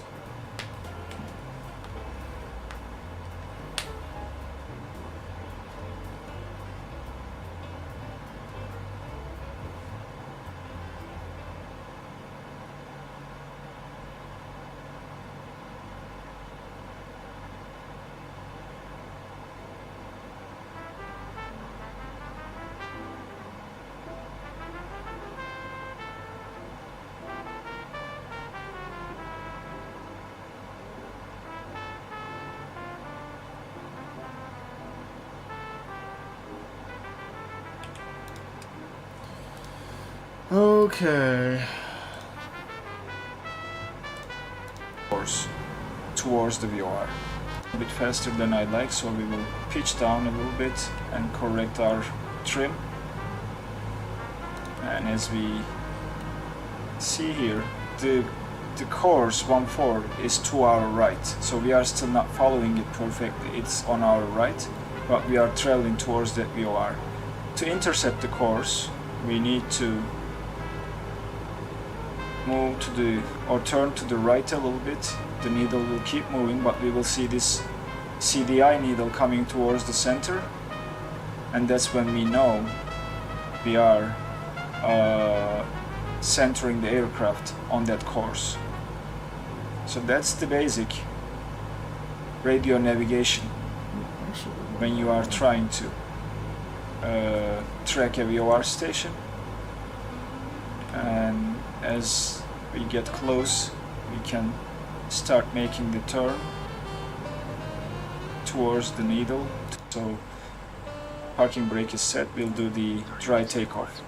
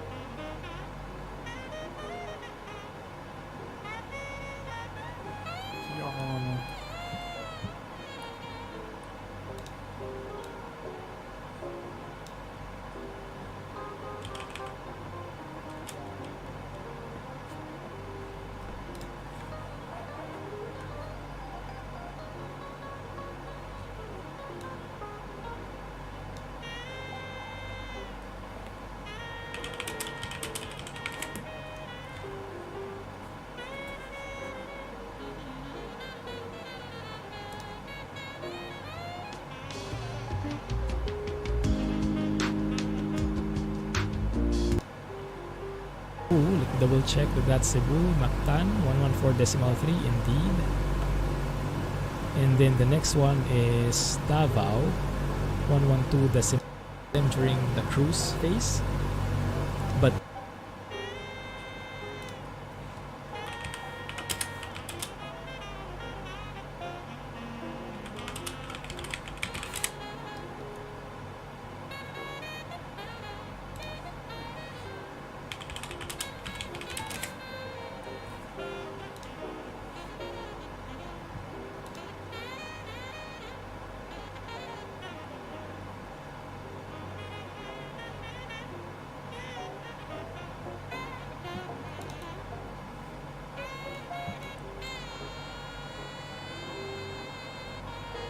DME is N1.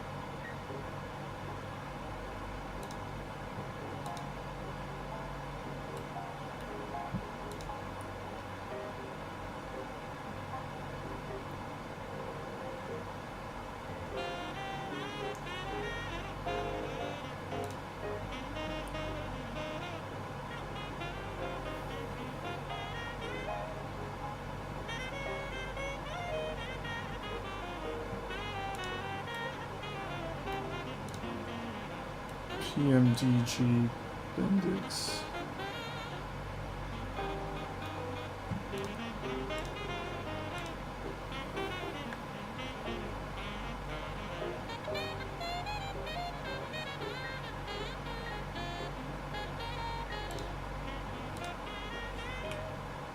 there a button I'm missing? Let's toggle.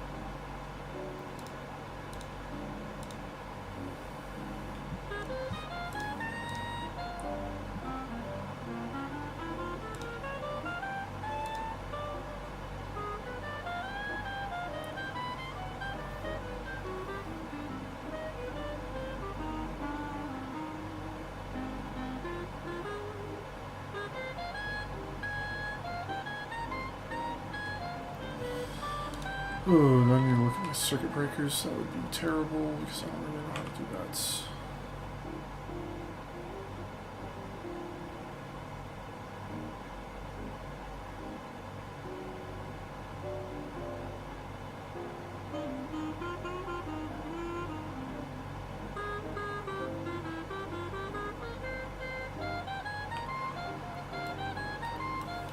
I guess we can turn the lights off.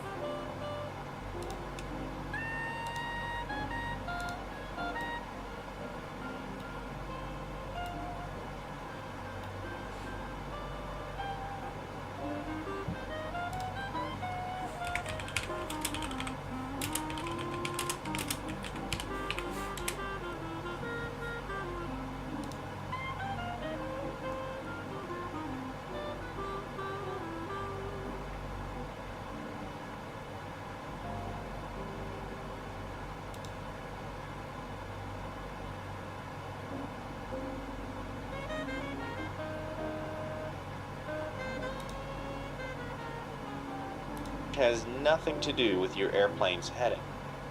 For example, if you were directly south of a VOR on its 180 degree radial, then centering the needle with a 2 indication would result in 360 being shown, since the VOR is directly north of the airplane. Turning the airplane to a 360 heading will get us heading towards the station. While maintaining a 360 degree heading, observe the movement of the CDI. Let's say the CDI begins to move to the right. In this case, the instrument is telling us that we are drifting to the left with the wind whenever we maintain a 360 heading. At this point, we must choose a new heading to counteract the airplane drifting to the left. We'll turn right and establish the airplane on a 015 heading. Maintaining this new heading, observe the movement of the CDI. Let's say it continues to move right. We can gather that a 15 degree heading is not enough to counteract the wind. A greater correction is required, so let's turn further right to a heading of 030. While maintaining a 030 degree heading, the needle begins to move back towards the center of the display. This means a 030 heading more than counteracts the wind, and we are returning to our desired course. Maintain our new heading until the CDI is centered. Once the needle is centered, we make a guess as to what heading will perfectly counteract the wind. We know from our experience so far that a 030 heading more than counteracts the wind, but a 15 heading fails to counteract the wind. Okay, so that's for wind. Got it. See, look, the wind's blowing us off course here. Alright, it's time to get our next... Oh, wow, we're actually, like, getting pretty close to the end of our flight here. Alright, our next point should probably be the, let's see, 254WI, that's not it.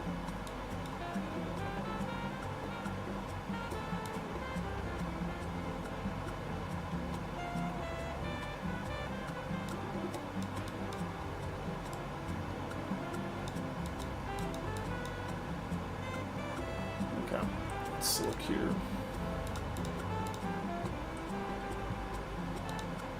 Approach. We're going into 5 right. We're in ILS approach, I'm pretty sure. Yep. So let's just look at this. Let's see, our star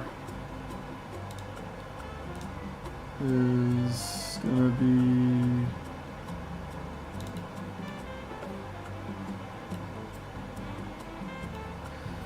Star is going to be Dave E6 for 5 rights.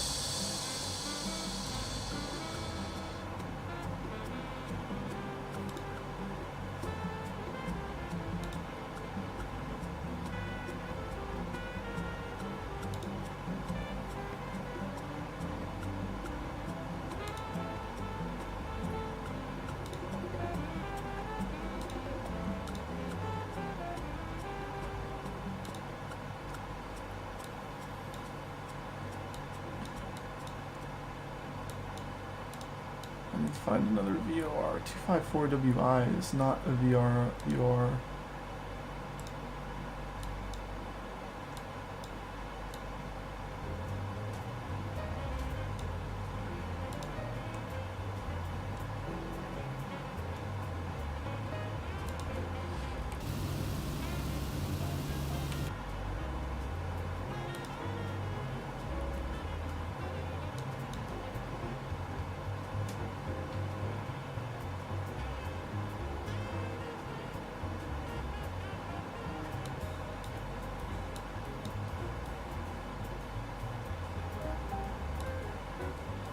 14 flat.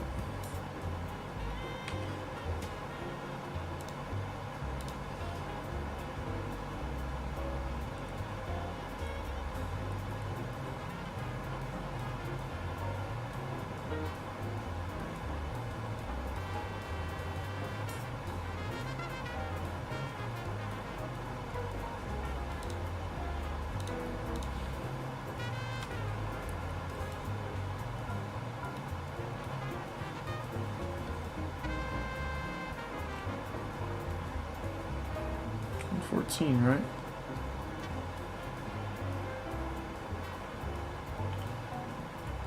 So this should move this way, actually, unless we're off course by a lot. Which we could be, we are.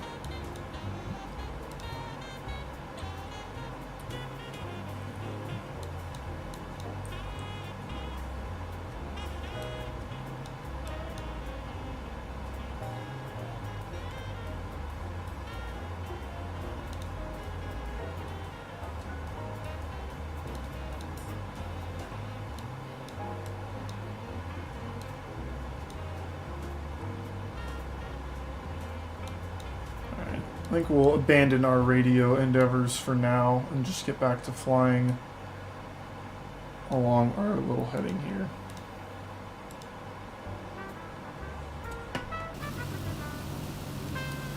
We've been stuck in our frickin'... Oh, that's really cool. We've been stuck in our instruments this whole time, so I haven't really even seen the views.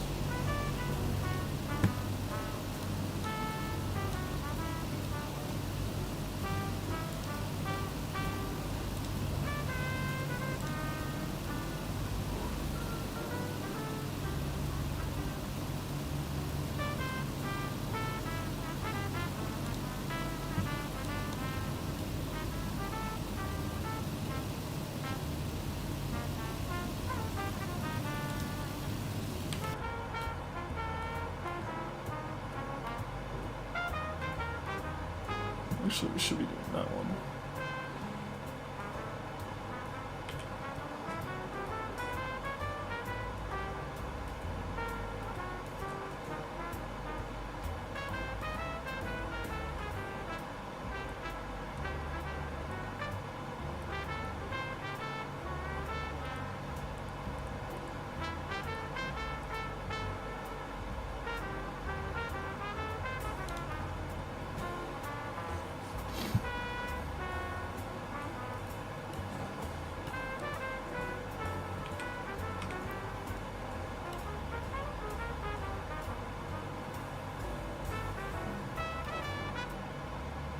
Why is this all screwed up? See, look, we're right on. We're dead set here. This indicator's wrong.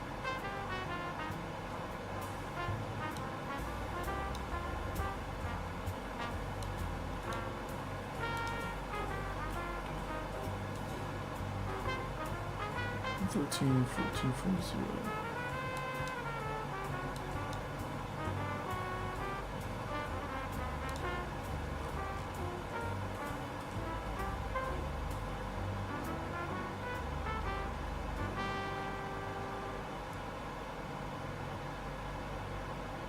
Oh, they're both set to the same thing. Dummy! You are a dummy. No, they're not. 113. 1144.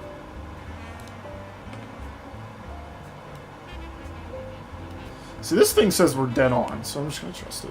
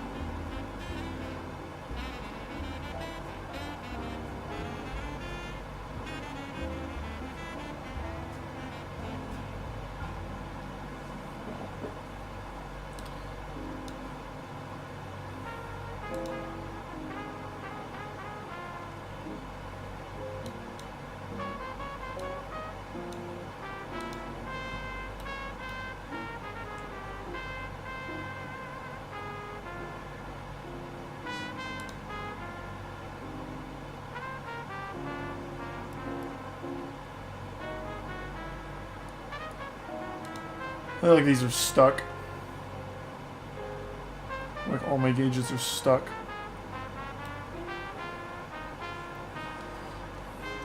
What? Circuit breaker's okay.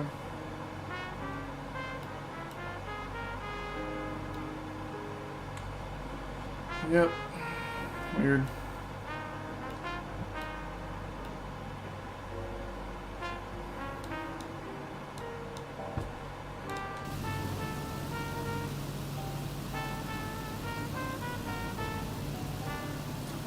Oh, Auckland's airport itself is 114.8. Okay. Good to know.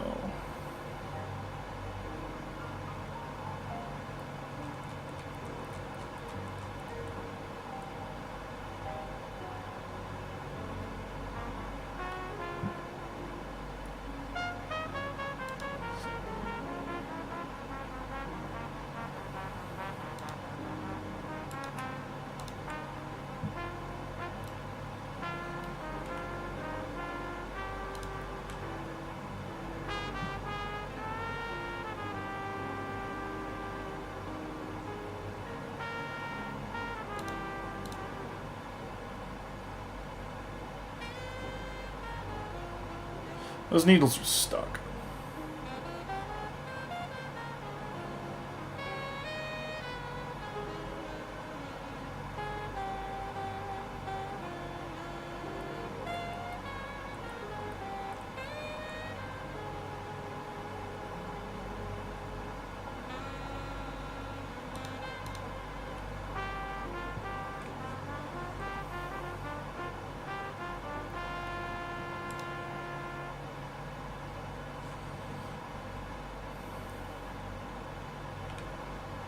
Yeah, 113,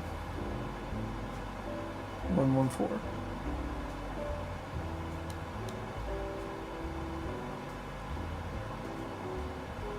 I mean, we are about to go between them, but like, this is wrong. These are both wrong.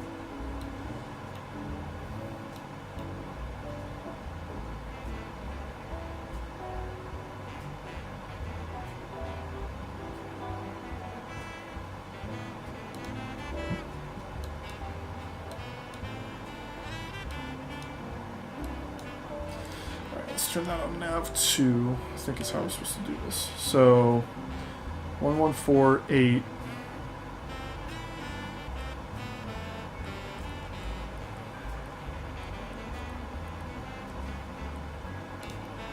here. As soon as we start picking it up, which we just did, then we switch it over.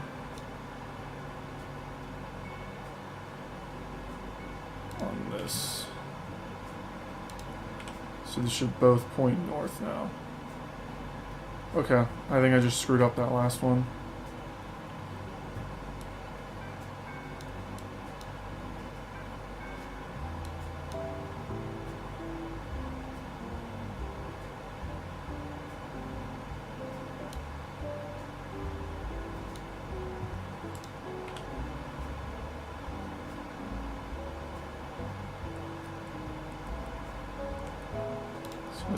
This should point to the right now. No.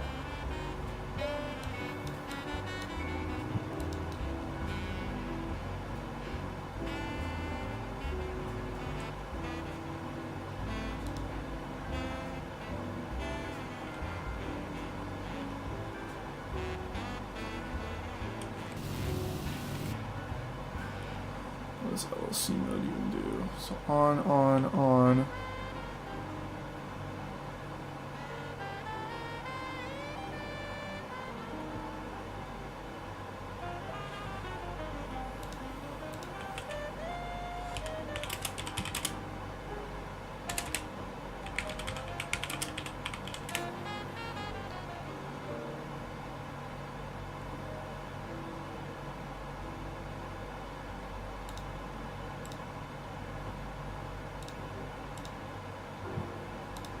Bro, can I not watch a freaking commercial when I'm watching college hoops? Like, okay, I gotta go to CBS now. I've done nothing but watch commercials all day, I feel.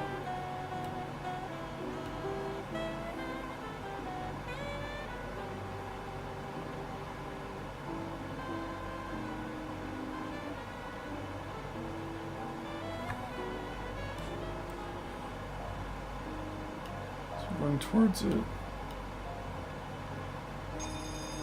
Oh.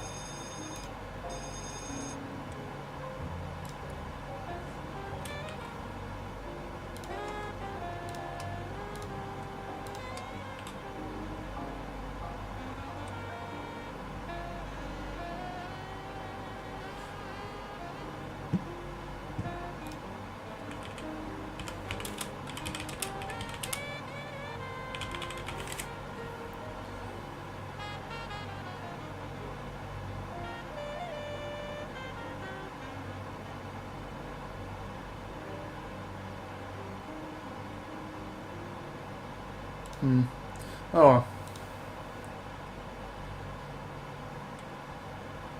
I'll just turn it back to the gyro pilot for now.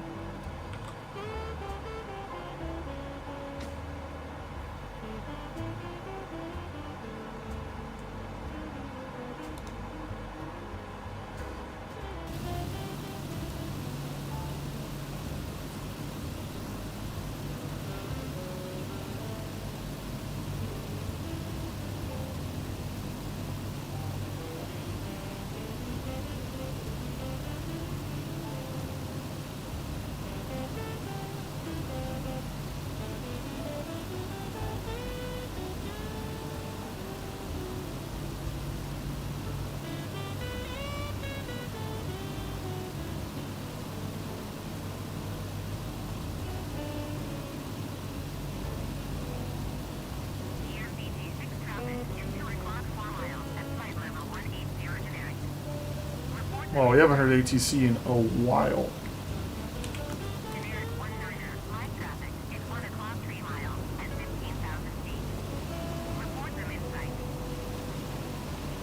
TFDi traffic in sight.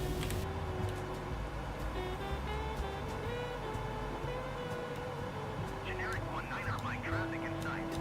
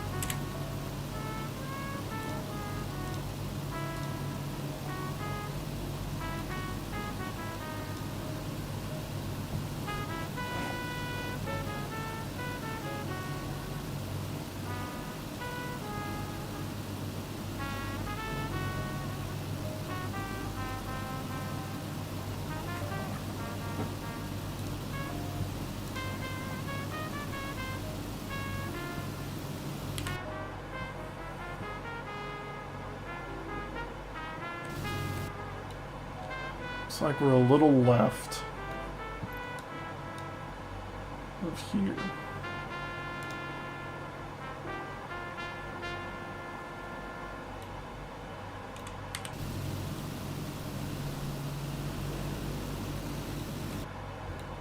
What's our fuel looking like? Plenty of fuel. 6,000 pounds still.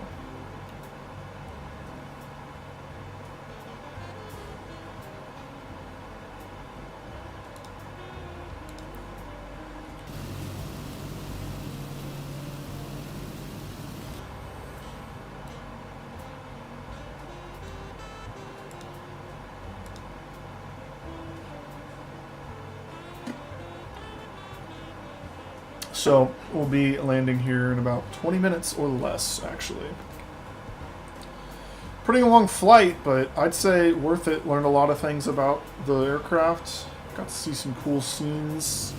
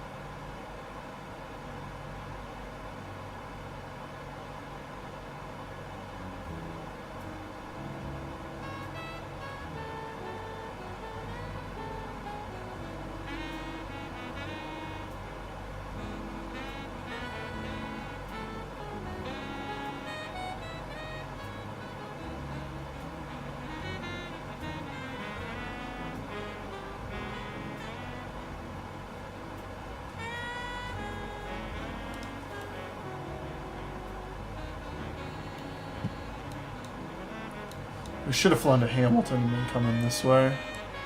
Maybe we'll do that later at a different flight. I'll start flying with the radio more. I just need to get this thing working and then figure out what ADF is, and then we'll have all of our flight instruments going and our navigation instruments.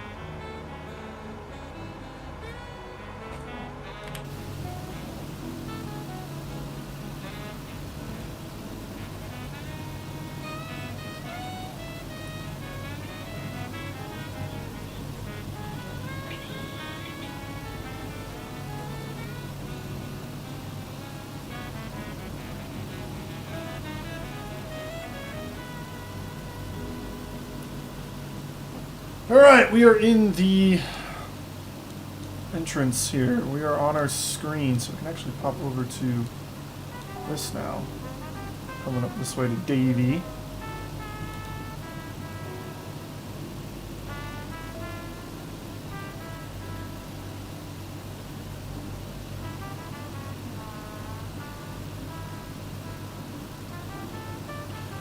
So 280 knots, 8,000 feet. Surprised it's not having us switch radios yet.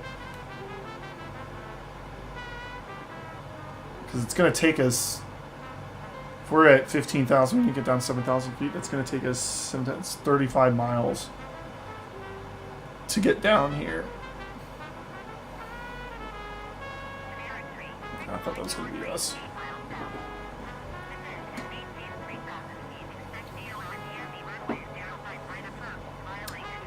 We're still 57 miles out, I guess.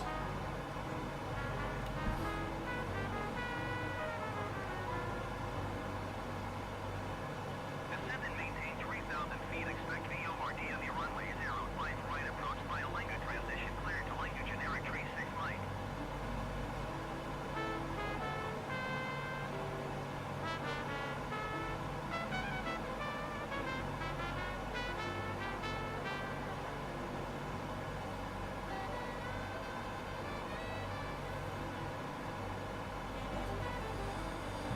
Okay, so let's see. Where our radio's gonna be. See, if I was actually doing the radio stuff, we'd be worrying about this right now. Our LOC 110.3. We have to worry about that.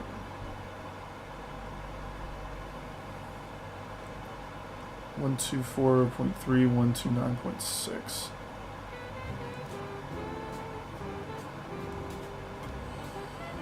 Oh, let's play around with the radios here for a second. 124.3 and let's see, what was it? 129.6.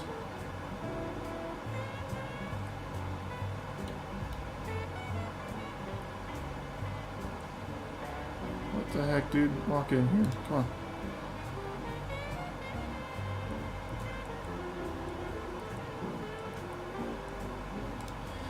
Okay. 29.6 is on nav 2. Our tower is 118.7.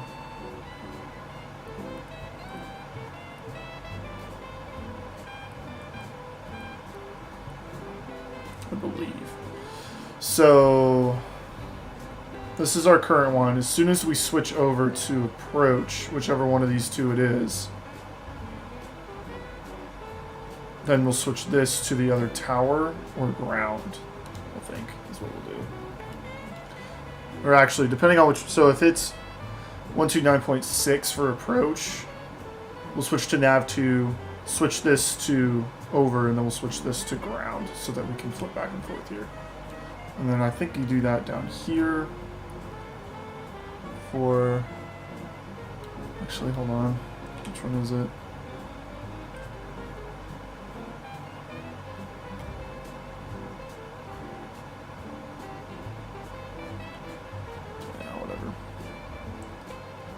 Let's see, we're 44 miles out. Feel like we should be getting close to descending here.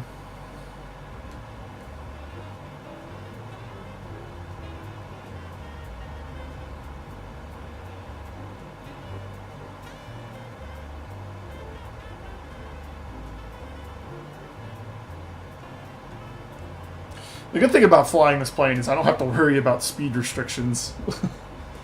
We are not fast enough to get in trouble. We can go about 200 knots. It's kind of what we're sitting at. Like 256 over the ground ain't bad, but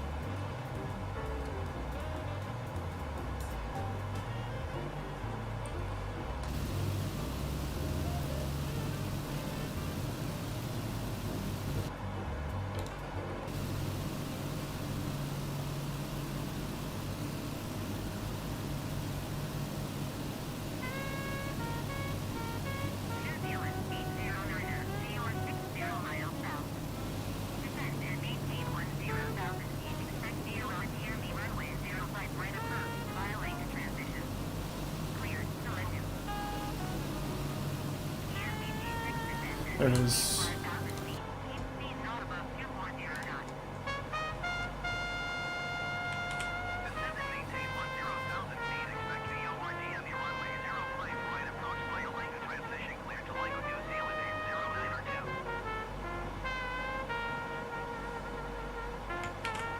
Descend and maintain 5,000 feet. Keep speed not above 240 knots PM DG-6. 26 inches, please. Setting 26 inches.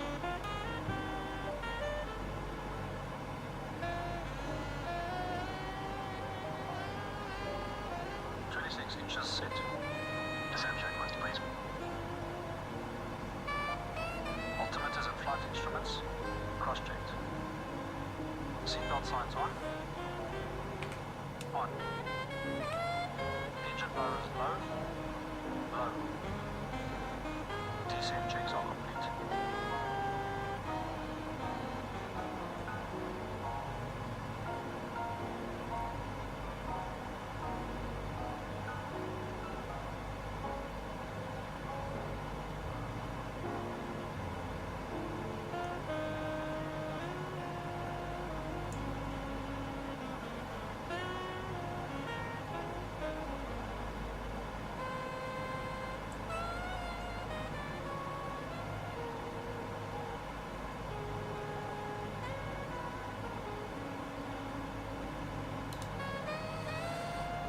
Let's make sure we're doing about 1,000 down here.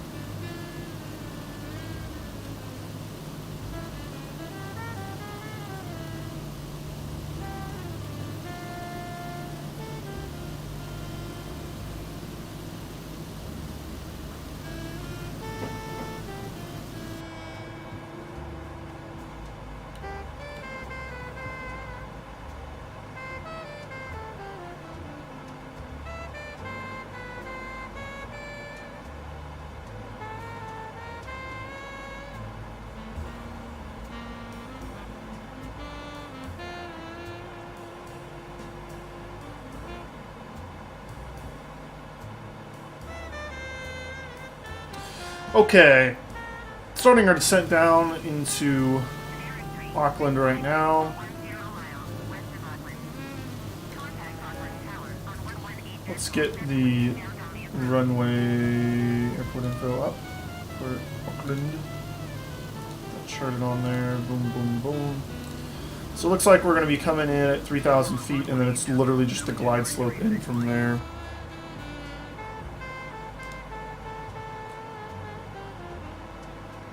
Let's just start our turn for this now.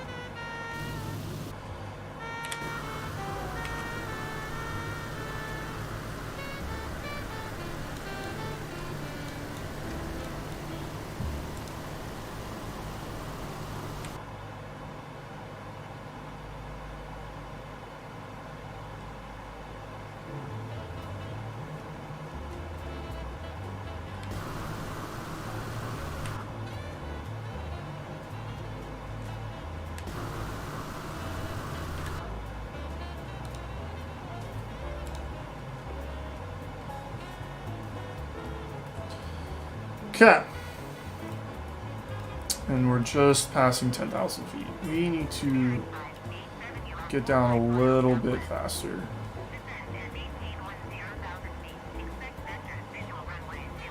So probably about to tell us to get down to 4,000. Oh, we're not even through 10,000 yet.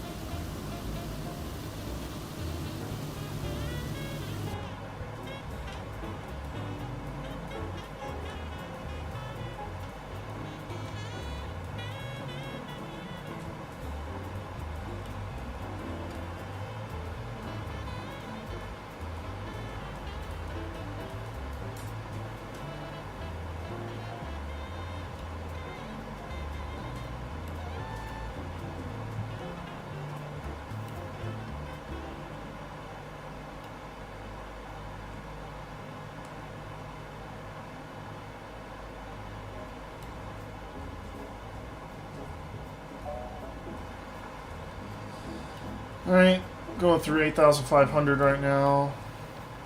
We're a little off course.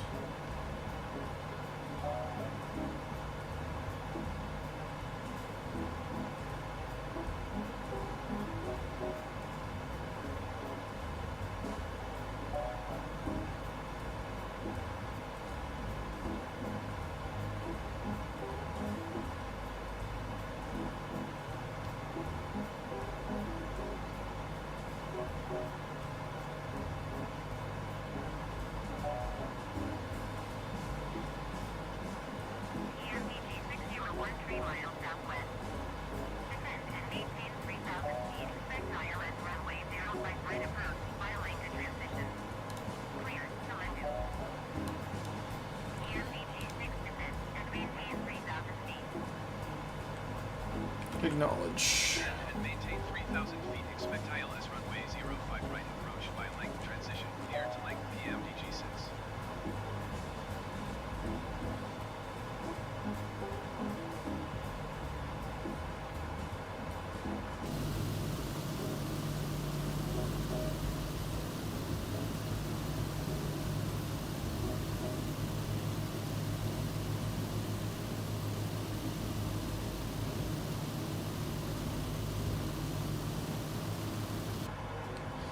Come on, baby.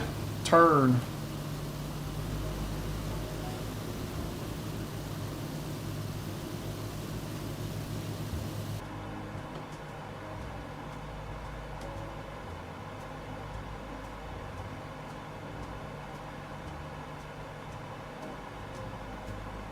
$6,000 feet.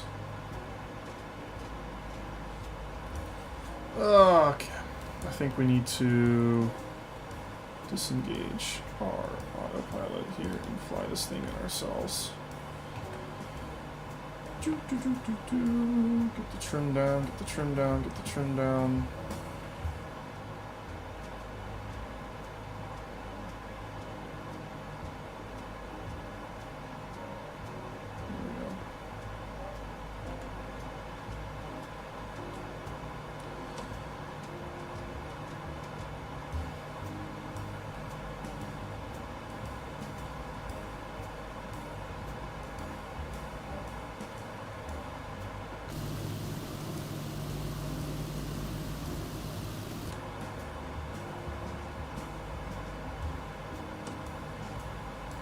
Just a little loop here.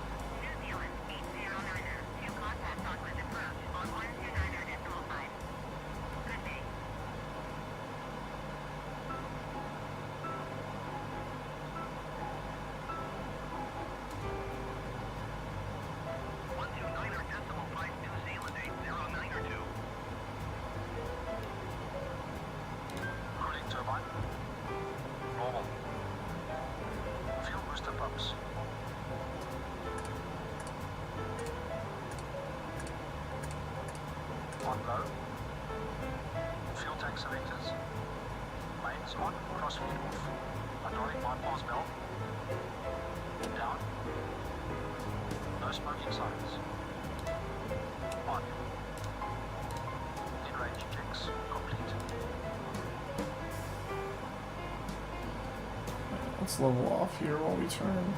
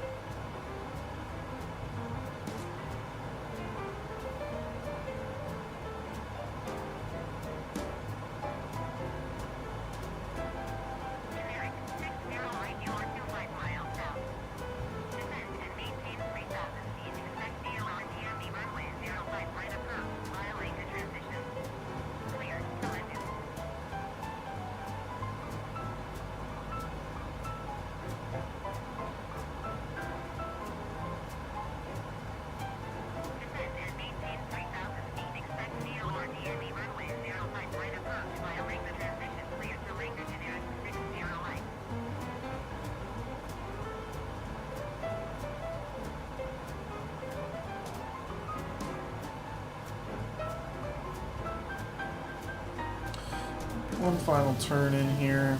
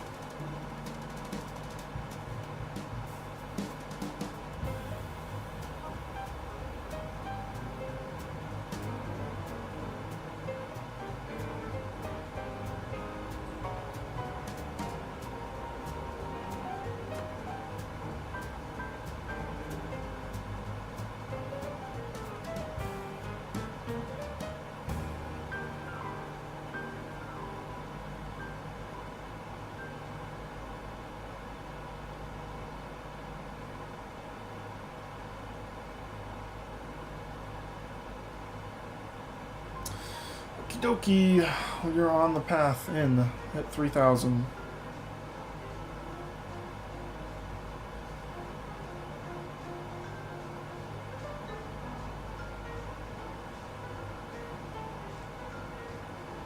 There's our runway, actually. We're lined up pretty well here.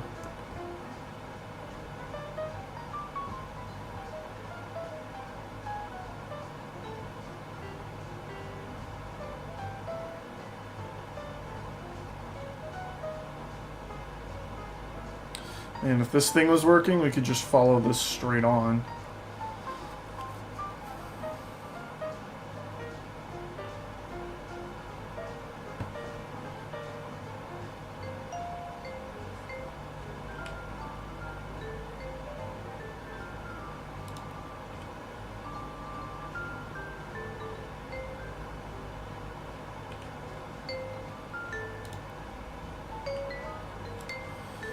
Okay.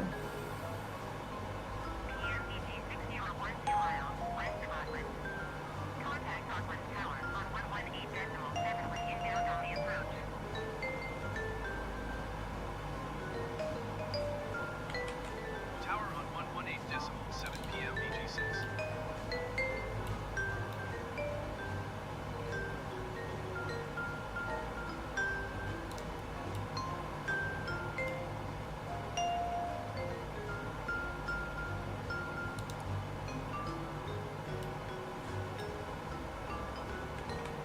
Screw it. Auckland Tower PMDG 610 miles west inbound ILS runway 05 right approach. PMDG 6 Auckland Tower. Altimeter 29er decimal entry with 050 at 7. Cleared ILS runway 05 right approach. 507. Cleared ILS runway 05 Yeah, so right just a approach. little bit, literally straight ahead of us. Auckland Tower, New Zealand at 09210 miles west inbound 4 DME runway 05 right approach. New Zealand at 092 Auckland Tower. Altimeter 29er decimal 21050 at 7. That's 20.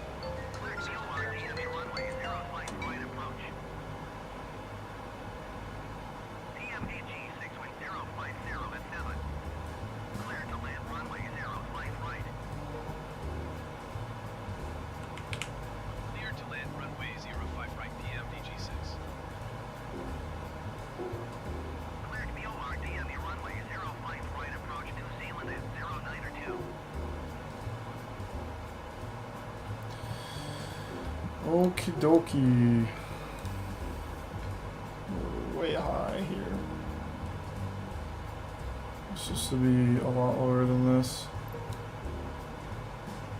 We're supposed to be at like 900 feet right now, which we are at.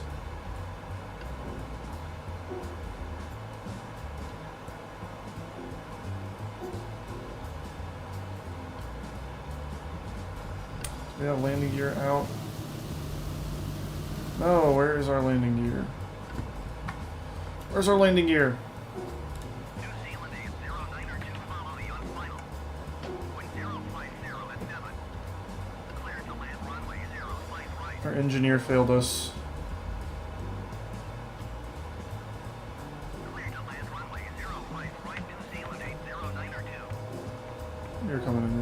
here. Pull up, pull up, pull up. I should have gone around. It's fine. I'm trusting that our landing gear is down. Ooh, baby. Oh, baby, come on. Ha!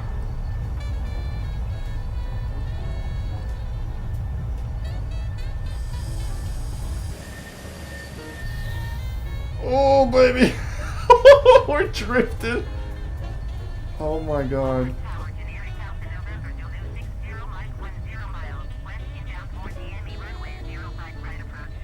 That was the worst landing.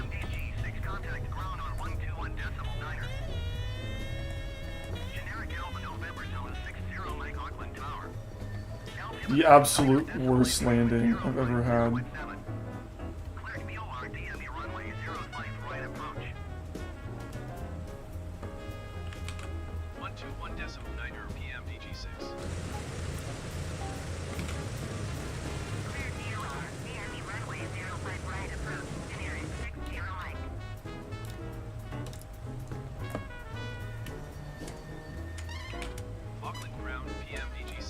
Taxi to the gate.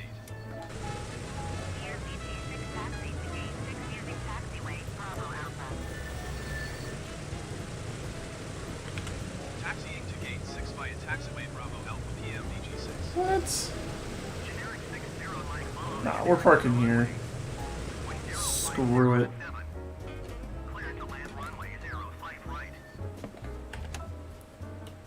New Zealand 809er 2 exit runway when able. Good entrance. Okay, so that was an eventful flight. Again, we learned a lot as we shut our engines down here. We're getting better every single day. Eventually we'll be able to fly this whole thing without needing the flight assistant and without needing YouTube tutorials. So I hope you all enjoyed the stream. I know we had a couple people stop by. I hope you all subscribed and liked the video, and I will be live on Monday. I do not stream on the weekends unless I am very bored. They are not scheduled streams on the weekend. So I will see y'all at a later date or Monday at 1 p.m. when we start streaming again.